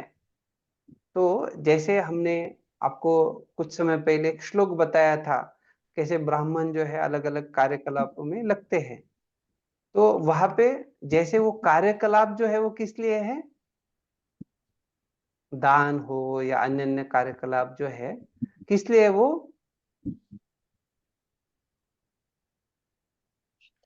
शुद्धिकरण। जिससे कि व्यक्ति इस स्तर तक शुद्धिकरण के लिए। वह शुद्धिकरण होगा, लेकिन इस चरम लक्ष्य को प्राप्त कर सके, कृष्ण भावना भावित बन सके, ये लक्ष्य है। ये प्रभुपाद जी समझा रहे। तो वो संन्यास हो या कोई भी अन्य विधि हो, सारे जो है वो मदद करना चाहिए कृष्ण भावना भावित बनने के लिए।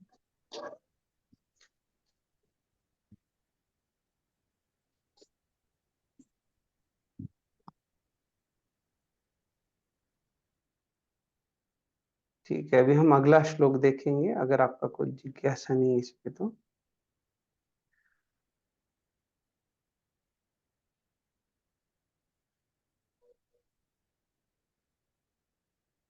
अतः अद्यम कर्म त्यागिनम निंदति, तो इसलिए जो है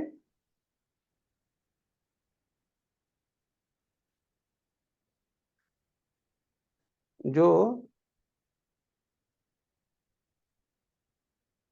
कर्म त्यागी है वो अज्ञानी की निंदा करते हैं।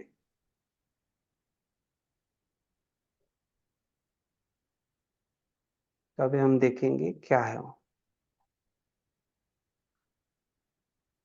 कर्मेन्द्रियाणि संयम्य य आस्ते मनसा स्मरन् इंद्रियार्थान् विमूढ़ात्मा मिथ्याचारः स उच्यते। अचिंत जानी माता जी। जी प्रभु जी, हरे कृष्णा। जो कर्म इंद्रियों को वश में करता है किंतु उसका मन इंद्रिय विषयों का चिंतन करता रहता है, वह निश्चित रूप से स्वयं को धोखा देता है और मिथ्याचारी कहलाता है। प्रभु जी तो अभी तात्पर्य भी हम यहाँ पढ़ूं? पे नहीं, अभी जो है आप यह देख सकते हैं कि स्पष्टता से प्रभुपाद जी कह रहे हैं कि जो कर्मेंद्रियों को वश में तो करता है, तो हमने ये पहले चर्चा किया है कैसे कर्मेंद्रिय और ज्ञानेन्द्रिय, तो 5 कर्मेंद्रिय और 5 ज्ञानेन्द्रिय है। और ये जो यहाँ बात आ रहा है मन का, तो इसके बारे में कहाँ पे आता है, कोई बताएंगे?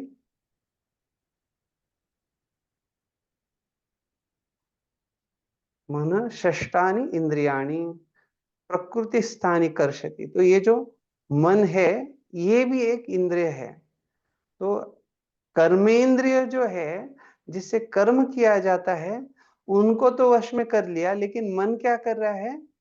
इंद्रिय विषयों का चिंतन कर रहा है। तो इसलिए, क्योंकि वो स्वयं जानता है कि मेरे कर्मेंद्रिय तो उसमें लगे नहीं है, लेकिन इंद्रिय विषयों का चिंतन में मन तो लग गया है, तो निश्चित रूप से ये क्या है? स्वयं को धोखा देने जैसा है। और इसलिए यहाँ पे कह रहे हैं कि ऐसा व्यक्ति जो है मिथ्याचारी है। तो आप में से कोई बताइएगा, ये मिथ्याचारी क्या होता है? मिथ्याचारी शब्द का अर्थ क्या होता है? झूठा आचरण करने वाले।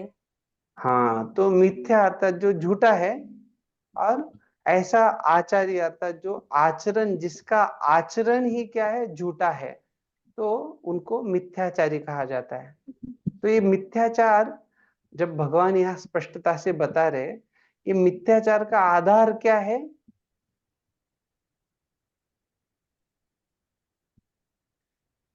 इंद्रिय विषयों में लगना। मन मन ही लग रहा है। तो देखा जाए तो अनकंट्रोल्ड माइंड। ये मन ही है। कपट है। कपट अर्थात सामने एक दिखाना, और एक दिखाने का और करने का दूसरा।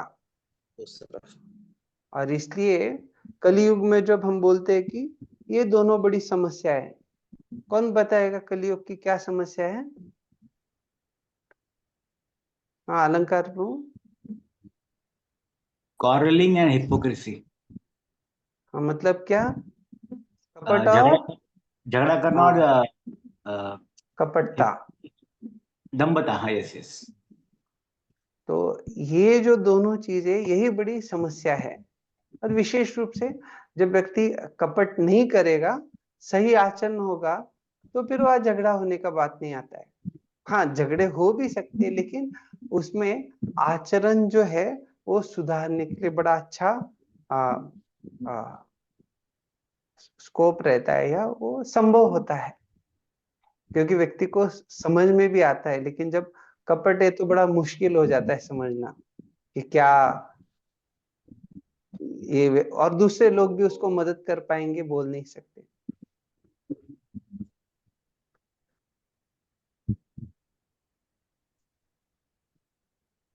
अरुण महतो प्रभु पढ़िए।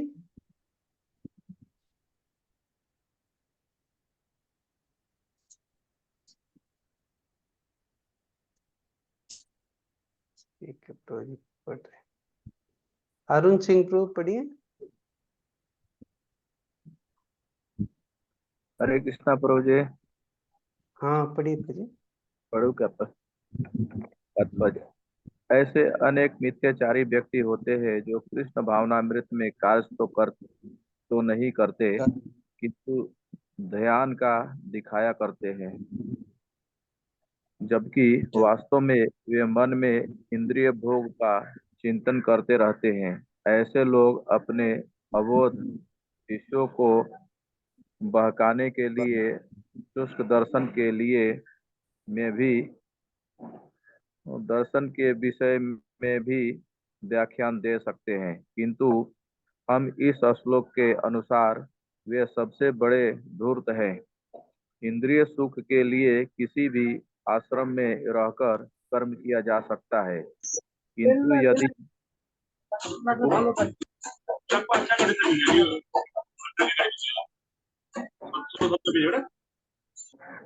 हरे कृष्णा विनिष्ट पद पर उपयोग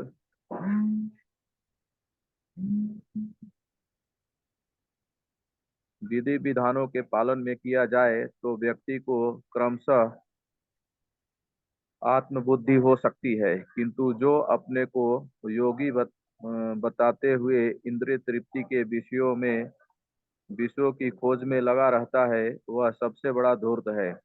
भले ही वह कभी कभी दर्शन का उपदेश क्यों न दे, उसका ज्ञान व्यर्थ है, क्योंकि ऐसे पापी पुरुष के ज्ञान के सारे फल भगवान की माया द्वारा हर लिए जाते हैं। ऐसे धूर्त का चित्त सदैव अशुद्ध रहता है, अतएव उसके योगिन ध्यान का कोई अर्थ नहीं रहता। धन्यवाद प्रभु जी। तो यहाँ पे प्रभुपाद जी बड़ा स्पष्टता से समझा रहे हैं कैसे अपने अबोध शिष्यों को बहकाने के लिए, अर्थात उसके जो भी सारे शिष्य है उनको वो जो बता रहे हैं वो शुष्क दर्शन है। तो अभी ये शुष्क दर्शन क्यों बोला गया है, कोई बता सकते हैं?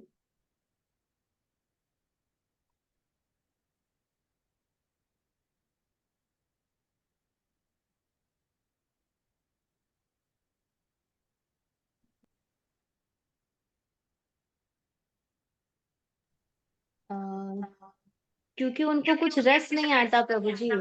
अच्छा है, धन्यवाद। और कोई बताना चाहेंगे?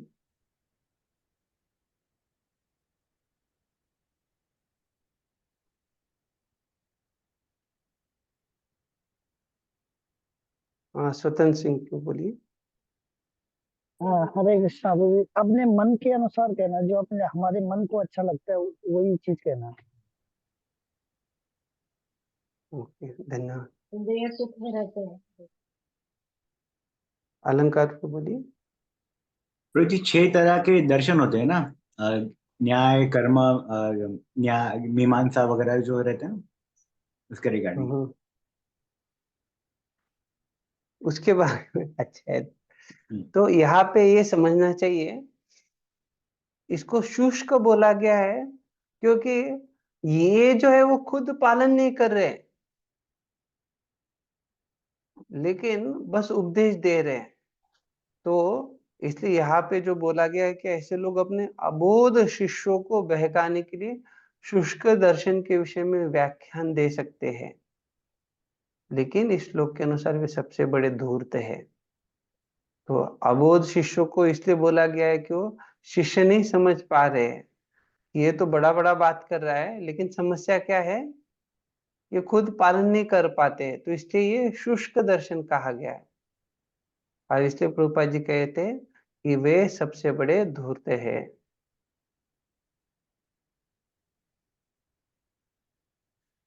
अभी यहाँ बता रहे कि लेकिन जो योगी बताते हुए इंद्रिय तृप्ति के विषय की खोज में लगा रहता है वह सबसे बड़ा धूर्त है। तो विशेष रूप से कृष्ण भावनामृत आंदोलन में हम देखते हैं कि जब हम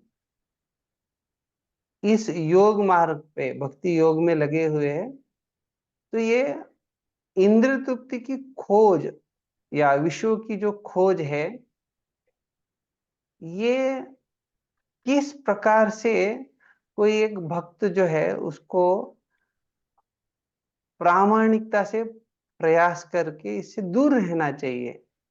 नहीं तो अगर वो प्रयास नहीं है तो वो निश्चित रूप से बड़ा धूर्त है। तो ये धूर्त इसीलिए है क्योंकि कृष्ण भावनामृत में सारे प्रकार से सारे इंद्रियों को भगवान की सेवा में संलग्न करके व्यक्ति दिव्य आनंद की अनुभूति कर सकता है, लेकिन क्योंकि वो अलग से इंद्रिय तृप्ति के विषयों की खोज में लगता है जो कृष्ण भावनामृत या ये जो भक्ति योग के अनुसार नहीं है, तो वैसा व्यक्ति जो है वो सबसे बड़ा धूर्त है। और प्रभुपाद जी इसलिए कह रहे भले ही वह कभी कभी दर्शन का उपदेश क्यों न दे, क्योंकि उसका ज्ञान जो है वो माया के द्वारा हर लिया गया है। और ये भी कह रहे उसका योगिक ध्यान का कोई अर्थ भी नहीं, क्योंकि उसका चित्त जो है वो सदैव अशुद्ध है। तो विश्वनाथ चक्र ठाकुर कहते हैं, लेकिन ऐसा देखा जाता है कि कुछ लोग जो है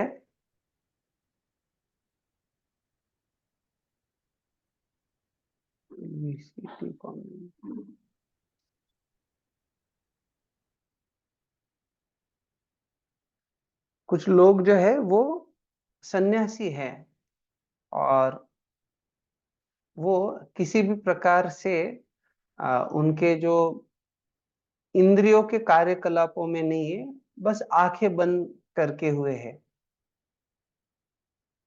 तो इसलिए ये श्लोक जो है ऐसे लोगों को उनका क्या स्थिति है, या ये श्लोक में उसका जवाब प्राप्त होता है।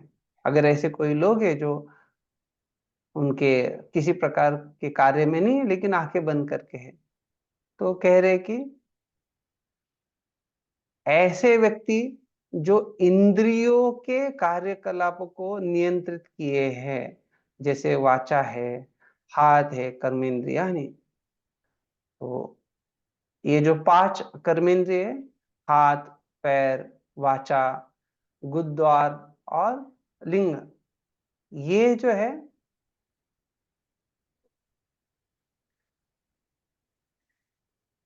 इसको उसने नियंत्रित कर लिया है, लेकिन वो क्या कर रहा है, चिंतन कर रहा है, स्मरण कर रहा है उन इंद्रिय वस्तुओं के ऊपर, और किस आधार पे, एक ध्यान करने का दिखावा करके। तो इसीलिए यहाँ पे ऐसे व्यक्ति को मिथ्याचारी कहा गया है। बलदेव विद्याभूषण कहते हैं कि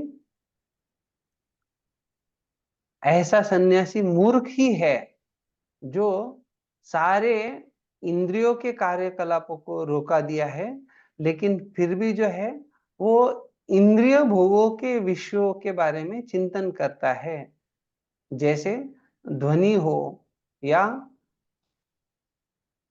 अभी ध्वनि अर्थात उसने कुछ सुना होगा, वो एक उदाहरण के तौर पे बता रहे हैं, लेकिन उसका ध्यान जो है वो एक प्रकार से ये इंद्रिय विषय के वस्तु के ऊपर है, तो इसलिए उसको मूर्ख कह रहे हैं और उसको इम्पोस्टर या धूर्त भी कह रहे हैं।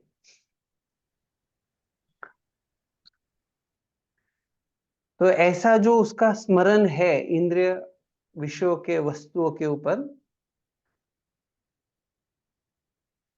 बल्कि वो बाहरी रूप से अपने इंद्रियों को या कर्मेंद्रियों को नहीं लगा रहे, फिर भी जो मन की अशुद्धि है वो उसके कारण निष्काम कर्म में नहीं लगता है। और ऐसा जो अज्ञ व्यक्ति है, जो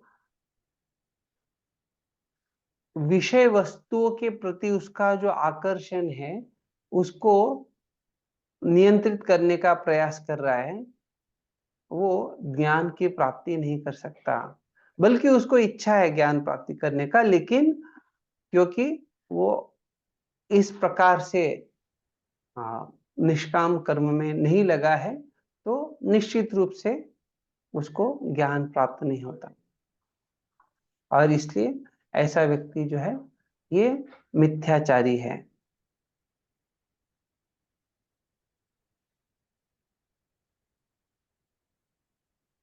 श्रीधर स्वामी कहते हैं कि वाक्पाण्यादीनि कर्मेन्द्रियाणि अपि संयम निगृह्य यो मनसा भगवद ध्यान छलेन इंद्रियार्थान विषयान स्मरण आस्ते अविशुद्धतया मनस।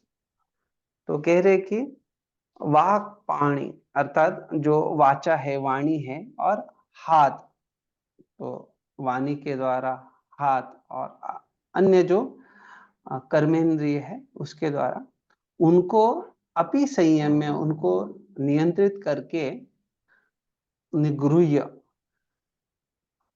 उसका निग्रह करने के बाद भी जो व्यक्ति यह मनसा, जो मन से भगवान का ध्यान का बहाना कर रहा है, लेकिन छलेन इंद्रियार्थान विषयान स्मरण, लेकिन क्या कर रहा है, छल के द्वारा।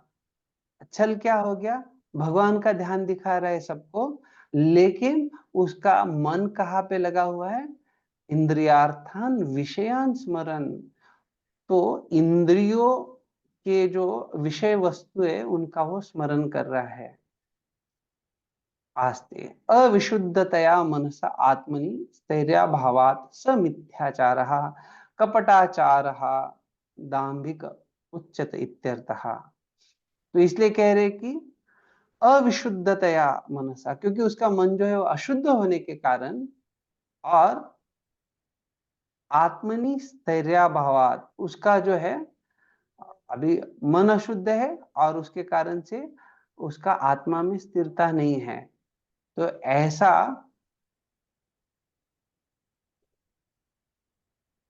मिथ्याचार कपटाचारो, ऐसा जो व्यक्ति है जो मिथ्याचारी है और जिसका व्यवहार कपट वाला है, कपटपूर्ण व्यवहार है, उसको दंभी कहा जाता है। दाम्भिक उच्चत इत्यर्थः। तो ये समझा रहे हैं। एतद् विपरीतः कर्मकर्ता श्रेष्ठ इत्याह। तो अर्थात इसके विपरीत करने वाला, इसके विपरीत जो कर्म करता है उसको श्रेष्ठ कहते हैं। तो वो क्या है वो अगले श्लोक में बताएंगे।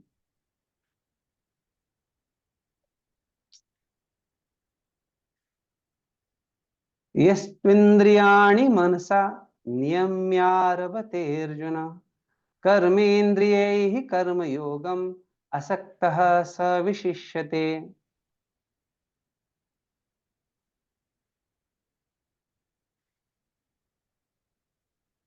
शालिनी माता जी पढ़िए।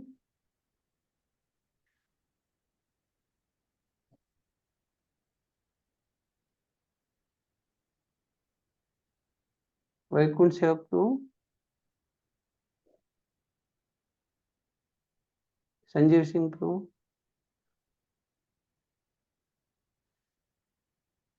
श्री जी को नहीं पढ़ सकते हैं।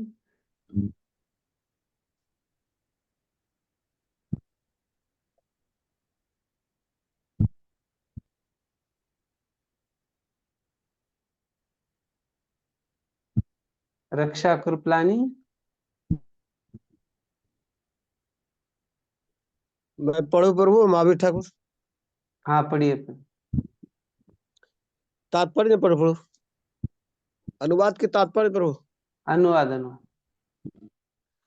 दूसरी ओर यदि कोई निष्ठावान व्यक्ति अपने मन के द्वारा कर्म इंद्रियों को वश में करने का प्रयत्न करता है और बिना किसी आसक्ति के कर्म योग कृष्ण भावनामृत प्रारंभ करता है तो वह अति उत्कृष्ट है। हाँ, तो अभी हमने जैसे चर्चा किया था, तो हमने देखा कि एक जो है दंभी व्यक्ति है, वो क्या है, मिथ्याचारी व्यक्ति, कपटी जो है, उसका हमने चर्चा किया 6वें श्लोक में। अभी ये जो 7वें श्लोक में उसका बराबर विरोधी या विपरीत वाला जो है वो श्रेष्ठ व्यक्ति क्या है, उसका यहाँ पे चर्चा आ रहा है। स्वतंत्र सिंह प्रभु पढ़िए। हरे कृष्ण। तात्पर्य, लंपट जीवन और इंद्रिय सुख के लिए हठ योगी का मिथ्या वेश धारण करने की अपेक्षा अपने कर्म में लगे रहकर जीवन लक्ष्य को जो भव बंधन से मुक्त होकर भगवत धाम को जाना है, प्राप्त करने के लिए कर्म करते रहना अधिक श्रेयकर है। प्रमुख स्वार्थ गति तो विष्णु के पास जाना है। संपूर्ण वर्णाश्रम धर्म का उद्देश्य इसी जीवन लक्ष्य की प्राप्ति है। एक गृहस्थ भी कृष्ण भावनामृत में नियमित सेवा करके इस लक्ष्य तक पहुंच सकता है। आत्म साक्षात्कार के लिए मनुष्य शास्त्रानुमोदित संयमित जीवन बिता सकता है और अनासक्त भाव से अपना कार्य करता रह सकता है। इस प्रकार वह प्रगति कर सकता है। जो निष्ठावान व्यक्ति इस विधि का पालन करता है वह उस पाखंडी धूर्त से कई श्रेष्ठ है जो अबोध जनता को ठगने के लिए दिखावटी आध्यात्मिकता को जामा धारण करता है। जीविका के लिए ध्यान धरने वाले प्रवचक ध्यानी की अपेक्षा सड़क पर झाड़ू लगाने वाला निष्ठावान व्यक्ति कहीं अच्छा है। हरे कृष्ण। कितना ये महत्वपूर्ण प्रोपा जी बता रहे हैं। जीविका के लिए ध्यान करने वाले प्रवंचक ध्यानी की अपेक्षा सड़क पर झाड़ू लगाने वाला निष्ठावान व्यक्ति कहीं अच्छा है।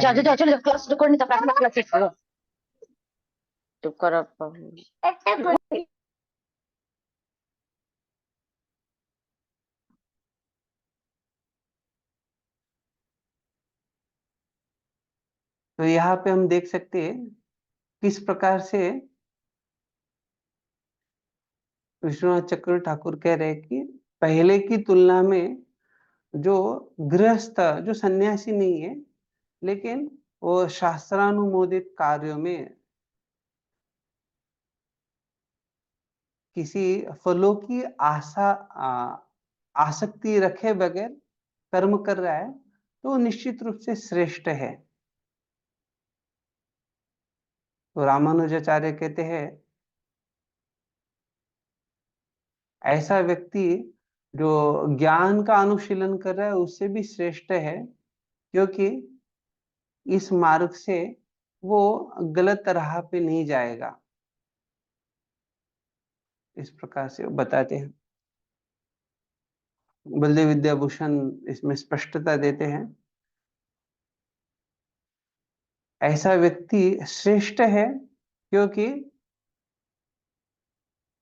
उसको किसी फल की प्राप्ति की इच्छा नहीं है।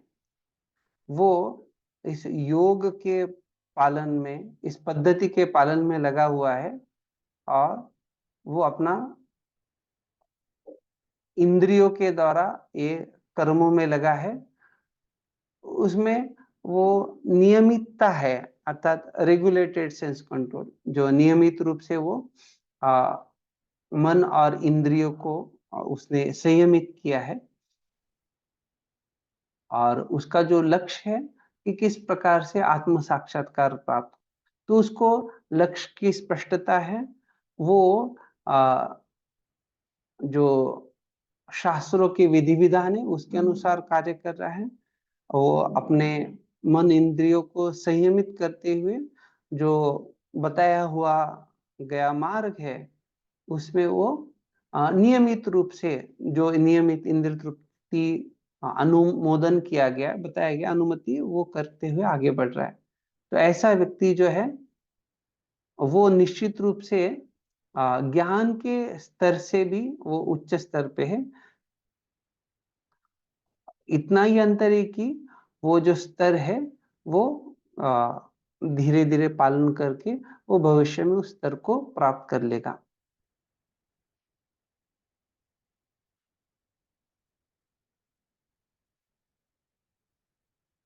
यहाँ पे श्रीधर स्वामी बतलाते हैं,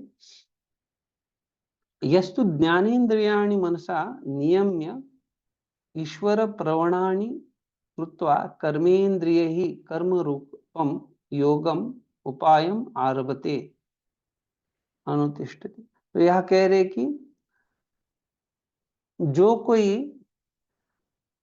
ज्ञानेन्द्रियाणि मनसा नियम्य, जो ज्ञानेन्द्रियों को मनसा नियम्य, मन के द्वारा नियंत्रित करता है, रोकता है या नियमित करता है, उनको ईश्वर प्रवणानि कृत्वा, तो वो ईश्वर परायण होकर कर्मेंद्रिय ही कर्म रूपम योगम उपायम आरभते, तो निश्चित रूप से वो जो है किसी भी प्रकार से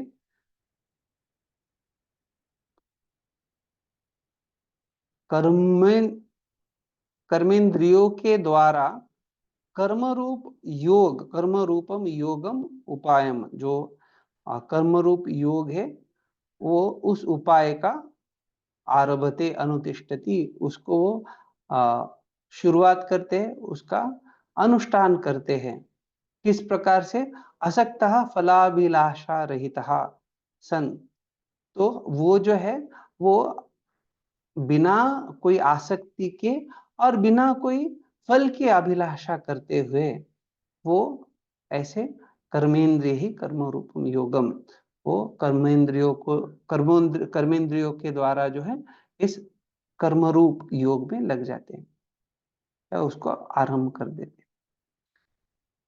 स विशिष्यते विशिष्टो भवति, और वो विशिष्ट या वो श्रेष्ठ है, इस प्रकार से बता रहे हैं। चित्त शुद्ध्या ज्ञानवान भवति इत्यर्थः, और इसमें निश्चित रूप से उसका जो है वो चित्त शुद्धि के द्वारा, चित्त शुद्ध्या अर्थात चित्त शुद्धि के द्वारा ज्ञानवान भवति, वो जो है वो ज्ञानवान हो जाएंगे।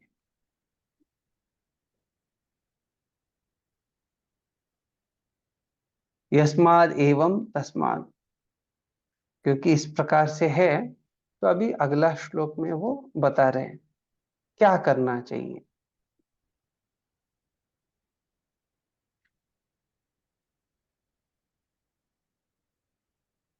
ओके, अगले श्लोक पे जाने से पहले, क्योंकि ये दो श्लोक जो है, एक धूर्त या मिथ्याचारी व्यक्ति के बारे में है, और एक जो है वो श्रेष्ठ व्यक्ति जो है उसके बारे में है। तो आपके प्रात्यक्षिक जीवन में, प्रायोगिक जीवन या प्रैक्टिकल लाइफ में आपको जो अनुभव है उसके आधार पे कोई एक दो उदाहरण बता सकते हैं कि क्या कपटी जीवन है और क्या ये श्रेष्ठ जीवन है, उत्कृष्ट जीवन है।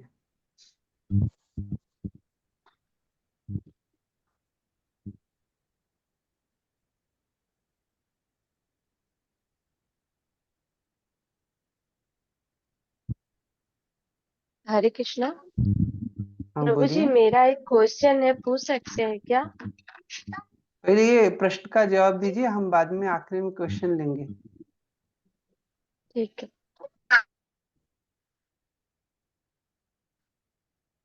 हरे कृष्णा, प्रश्न समझ में आया नहीं? हाँ, अपने व्यक्तिगत जीवन से बताना है कि कपटी जीवन और मतलब क्या बोलते हैं उसका अपोजिट, जो उत्कृष्ट उत्कृष्ट उत्कृष्ट, जीवन। हाँ, इन दोनों का खुद की प्रैक्टिकल लाइफ से कुछ एग्जाम्पल देना है, बराबर? हाँ, तो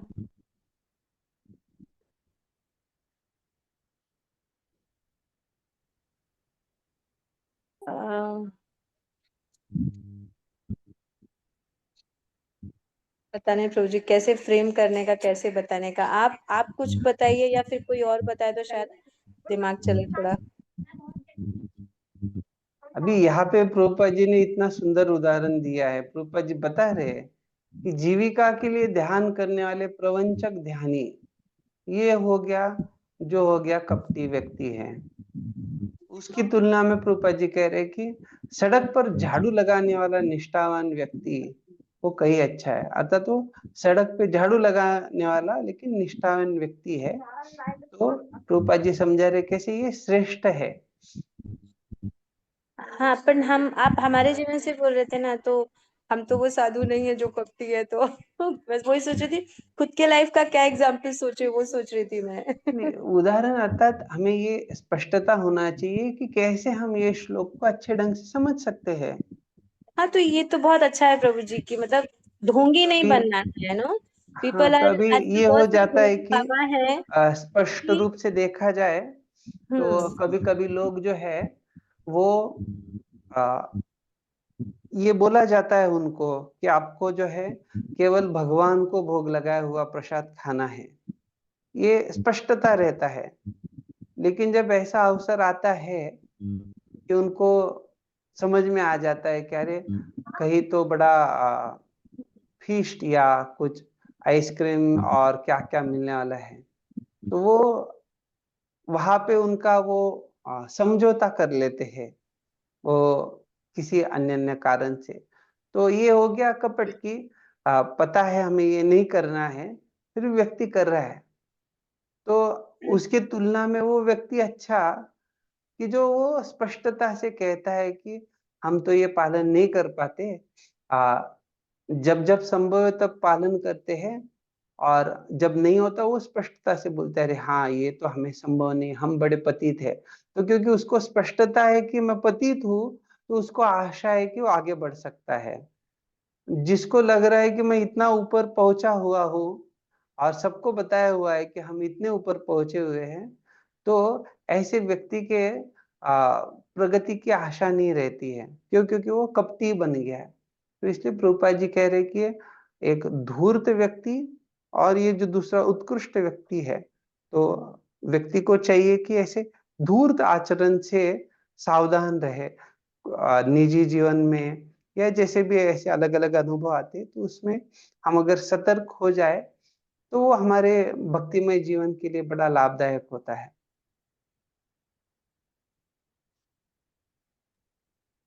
ठीक है, अभी हम जो है अगला श्लोक देखेंगे, फिर रुकेंगे हम। नियतं कुरु कर्म त्वं कर्मजायो ह्यकर्मणः शरीरयात्रापि च ते न प्रसिद्धेत अकर्मणः।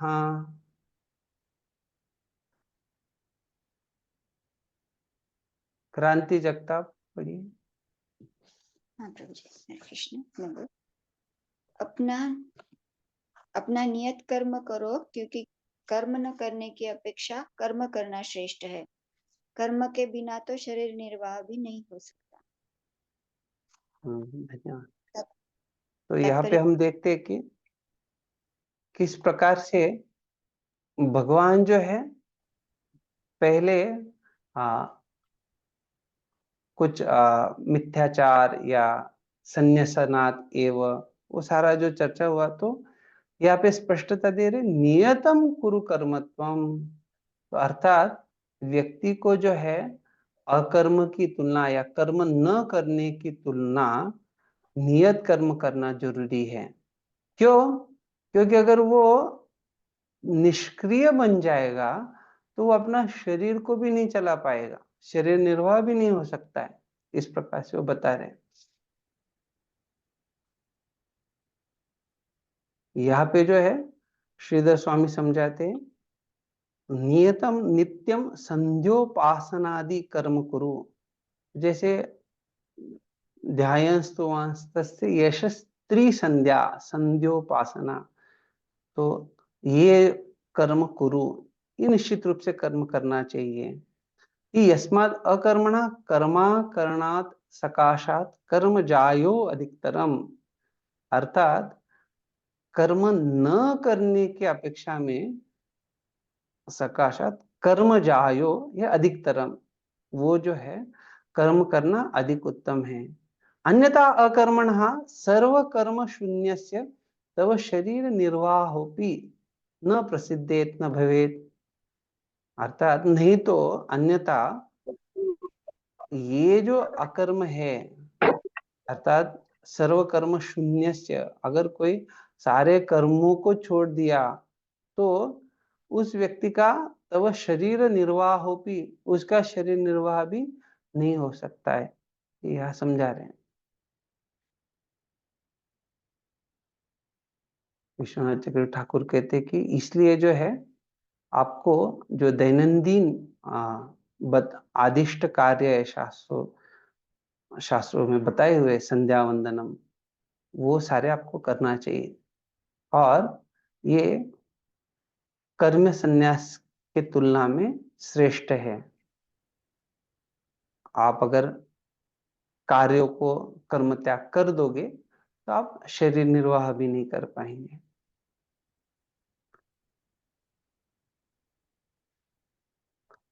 क्योंकि आपका हृदय अशुद्ध है, तो निश्चित रूप से आप हृदय शुद्धि के लिए इन नियत कर्मों को करना चाहिए। और इन कर्मों को आप बिना कोई इच्छाओं का, इच्छा रहित होकर करना चाहिए। तो ये कर्मों को करना जो है, ये सारे कार्यकलापों को छोड़ने की तुलना में श्रेष्ठ है। बल्कि इन कर्मों को व्यक्ति को बड़े उत्साह के साथ करना चाहिए, अनासक्ति से। और इससे ही जो है व्यक्ति ज्ञान के स्तर को प्राप्त कर पाएगा। जिस प्रकार से सीढ़ियां जो होती है वो व्यक्ति को एक ऊपर के माले पे या ऊपर के स्तर पे लेके जाती है। क्योंकि अगर हृदय अशुद्ध है तो उसमें ज्ञान का उदय नहीं होगा। और निश्चित रूप से ऐसा व्यक्ति जो अपरिपक्व अवस्था में ही कार्यकलापों को उत्साहपूर्वक त्याग देगा तो वो उचित नहीं है। बल्कि कार्यकलापों का त्याग करने से व्यक्ति जो है शरीर निर्वाह नहीं कर सकता। शरीर को निश्चित रूप से पालन करना चाहिए। जब तक शरीर है तो व्यक्ति साधना के द्वारा जो है अपने आप को शुद्ध कर सकता है। बल्कि जो ज्ञानी जो है वो भी कार्यकलापों में लगता है, जैसे मधुकरी मांगता है। लेकिन क्योंकि आप क्षत्रिय हो तो आप इस प्रकार से मधुकरी मांगने नहीं जाएंगे। इसीलिए आपको जो है ये धन और जो अलग अलग प्रकार के कर, टैक्सेस, उसको अर्जित करना चाहिए आपके जो नियत कार्य या आपको जो विधि विधान बताए गए उसके अनुसार। इसलिए आपको युद्ध करना चाहिए, प्रजा का रक्षण करना चाहिए और इस प्रकार से शरीर का निर्वाह करना चाहिए। और आप जो है ये आत्मज्ञान या आत्मज्ञान में लग सकते हैं। तो क्या विधि है अर्जुन के लिए, वो समझा रहे कि इसी प्रकार से नियत कर्मों का पालन करते हैं आप आत्म साक्षात्कार में लगिए। अर्थात वो संन्यास के लिए अनुमति नहीं बता रहे, क्योंकि वो इस प्रकार का संन्यास उचित नहीं है जो व्यक्ति इंद्रिय विषयों के चिंतन में लगे, बल्कि इस प्रकार का कर्म उचित है जिसमें व्यक्ति अनासक्त होके फल की अभिलाषा न रखते हुए भगवान के प्रसन्नता के लिए कर्म करे।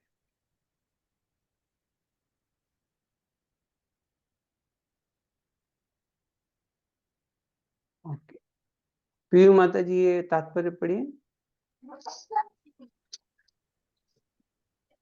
ऐसे अनेक शब्द ध्यानी है जो अपने आप को उच्च कुलीन बताते हैं, तथा ऐसे बड़े बड़े व्यवसायी व्यक्ति हैं जो झूठा दिखावा करते हैं कि आध्यात्मिक जीवन में प्रगति करने के लिए उन्होंने सर्वस्व त्याग दिया है। श्री कृष्ण ये नहीं चाहते थे कि अर्जुन मिथ्याचारी बने, अपितु वे चाहते थे कि अर्जुन क्षत्रियों के लिए निर्दिष्ट धर्म का पालन करे।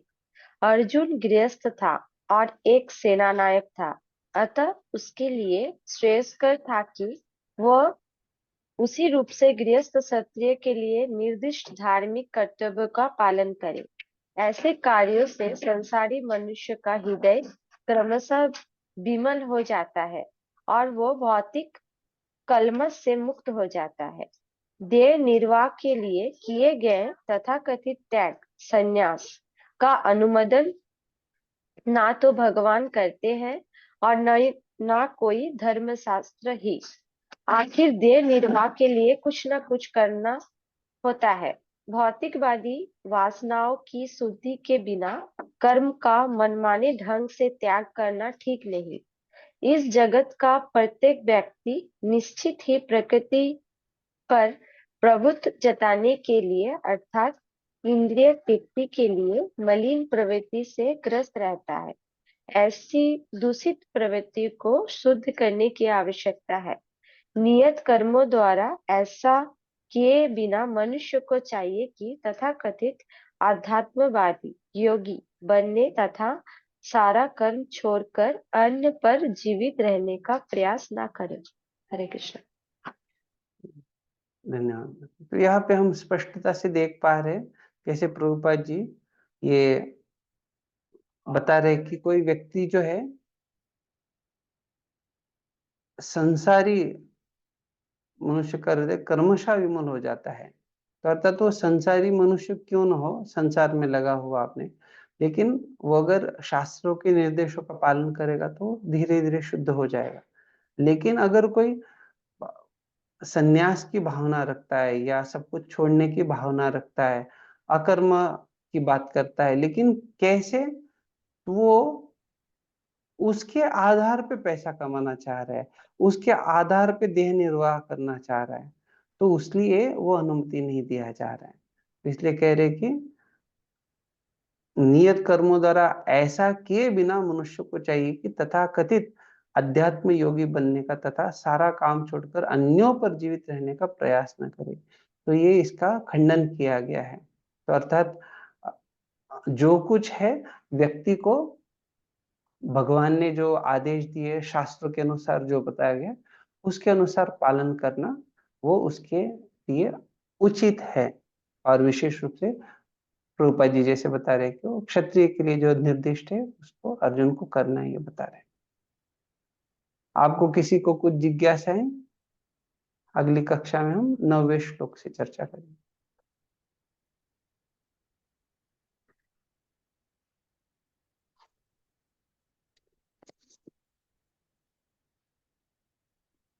हाँ अलंकार क्यों? ऋषि, बाहर के लोग समझ नहीं सकते कि हम टेम्पल के ब्रह्मचारी सन्यासी कितना सैक्रिफाइस कर रहे हैं, लेकिन हमें भी गालियां पड़ती है कि हम सब कुछ छोड़ के भाग गए, हमसे अच्छा तो वो सड़क के मतलब झाड़ू वाले अच्छे या फिर कचरे वाले अच्छे जो कचरा साफ करते हैं। तो हमें भी प्रश्न क्या है आपका? यही हमें गालियां पड़ती है, ऐसा क्यों करूं? गालियां पड़ती है अर्थात मतलब हम अपनी जिम्मेदारी छोड़ के भाग गए और मंदिर ज्वाइन कर लिया। ओके, आप बोल रहे कि जो ब्रह्मचारी बन जाते हैं उनके बारे में से कह रहे हैं। Yes yes. तो ये स्वाभाविक है कि जैसे बहुत सारे लोगों को ये भी समस्या होता है कि कोई व्यक्ति आईआईटी का सीट में था और उसने आईआईटी का वो सीट भी लिया, आईआईटी भी किया, और उसके बाद में हरे कृष्णा में चला गया। उससे अच्छा था कि वो किसी दूसरे व्यक्ति को आईआईटी का सीट देता, तो उसका तो करियर बन जाता था। तो ऐसे भी लोगों का सोच होता है कि ये हरे कृष्णा बनना जो है उसके कारण निश्चित रूप से जो एक इकोनॉमिक डेवलपमेंट, आर्थिक प्रगति या सामाजिक विकास, इसमें बाधा आ रही है। तो ये सारा जो सोच है उसका आधार क्या है? अज्ञान। हाँ, वो सारा शारीरिक धारणा कि हम शरीर है और शरीर के आधार पे पूरा सोच है।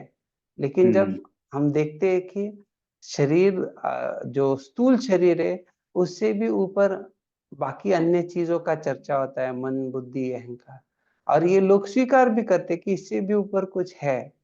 तो उससे भी ज्यादा जो सूक्ष्म है अध्यात्म या आत्मविद्या, वो तो ये लोगों के पल्ले नहीं पड़ने वाला है। तो इसलिए कौन व्यक्ति बोल रहा है और क्या बोल रहे हैं वो बड़ा महत्वपूर्ण होता है। तो जैसे वो कहते हैं कि हाथी चलता है और कुत्ते भोगते हैं।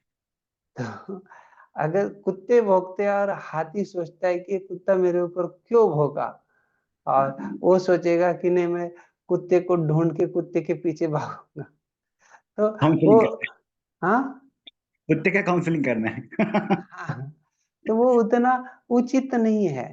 तो हाथी जो है कुत्ते भौंकते उसको ध्यान नहीं देता है।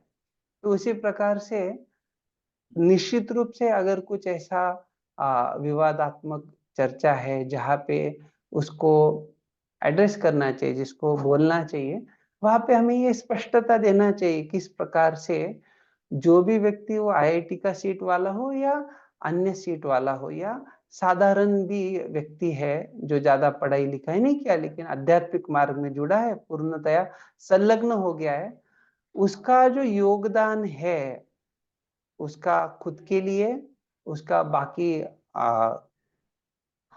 इस्कॉन संस्था के लिए, समाज के लिए और हर प्रकार से, इवन पर्यावरण के लिए वगैरह, अलग अलग दृष्टिकोण से आप बोल सकते हैं कि बहुत अच्छा योगदान है। क्यों? क्योंकि वो सही सोच को विकसित कर रहा है और सही ढंग से अपने आप अपना जीवन चला रहा है।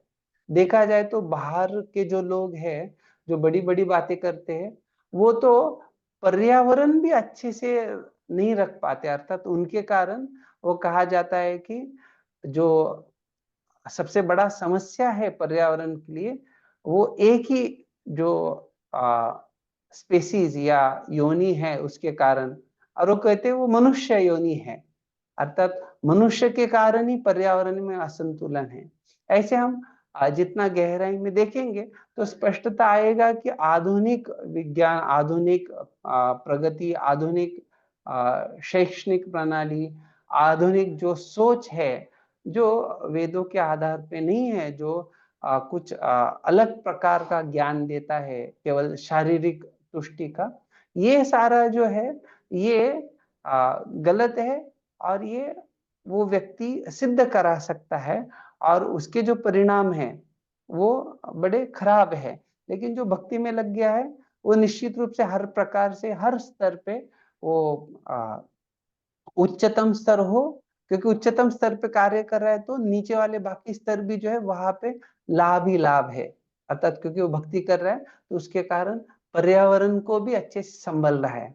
अर्थात तो पर्यावरण को भी, जैसे भक्त लोग कभी कभी यात्राओं को जाते हैं तो वहां का जो कचरा, प्लास्टिक वगैरह होता है उसको इकट्ठा करते हैं। ऐसे बहुत सारे अलग अलग सेवाओं में लगते हैं, धाम सेवा, अन्य अन्य सेवाओं में। और ये बहुत बड़ा योगदान है जो ऐसे जो बातें करते हैं लोग वो नहीं करते हैं। तो इसलिए भक्त का योगदान छोटे स्तर से लेके उच्चतम स्तर पे बहुत विशेष होता है, जो हम जितना उसमें गहराई में जाएंगे उसका और भी अलग अलग फैसेट्स, उसका अलग अलग दृष्टिकोण से हम उसको समझ सकते हैं। तो इसलिए उसमें हमें ऐसे लोगों के बातों को अगर वो उतने गंभीर नहीं है और उनका उचित स्तर नहीं है तो दुर्लक्षित करना चाहिए। और कोई अगर प्रामाणिकता से जिज्ञासा पूर्वक पूछता है तो उनको ये स्पष्टता देना चाहिए क्या बड़ा महत्वपूर्ण भूमिका भक्त लोग निभा रहे हैं। ठीक है प्रभु। थैंक यू सो मच प्रभु। और किसी का कुछ जिज्ञासा है?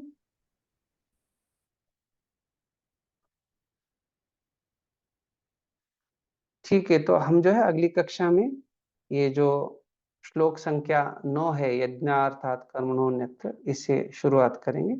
अभी हम विराम देंगे। श्रील प्रभुपाद की जय, श्रीमद् भगवत गीता की जय, निताय गौर प्रेमानंदे, हरि हरि बोल। वांछा कल्पतरुभ्यश्च कृपा सिंधुभ्य एव च पतितानां पावनेभ्यो वैष्णवेभ्यो नमो नमः। अनंत कोटि वैष्णव वृंद की जय, श्रील प्रभुपाद की जय। Thank you very much. Hare Krishna. Hare Krishna. चलो पापा की क्लास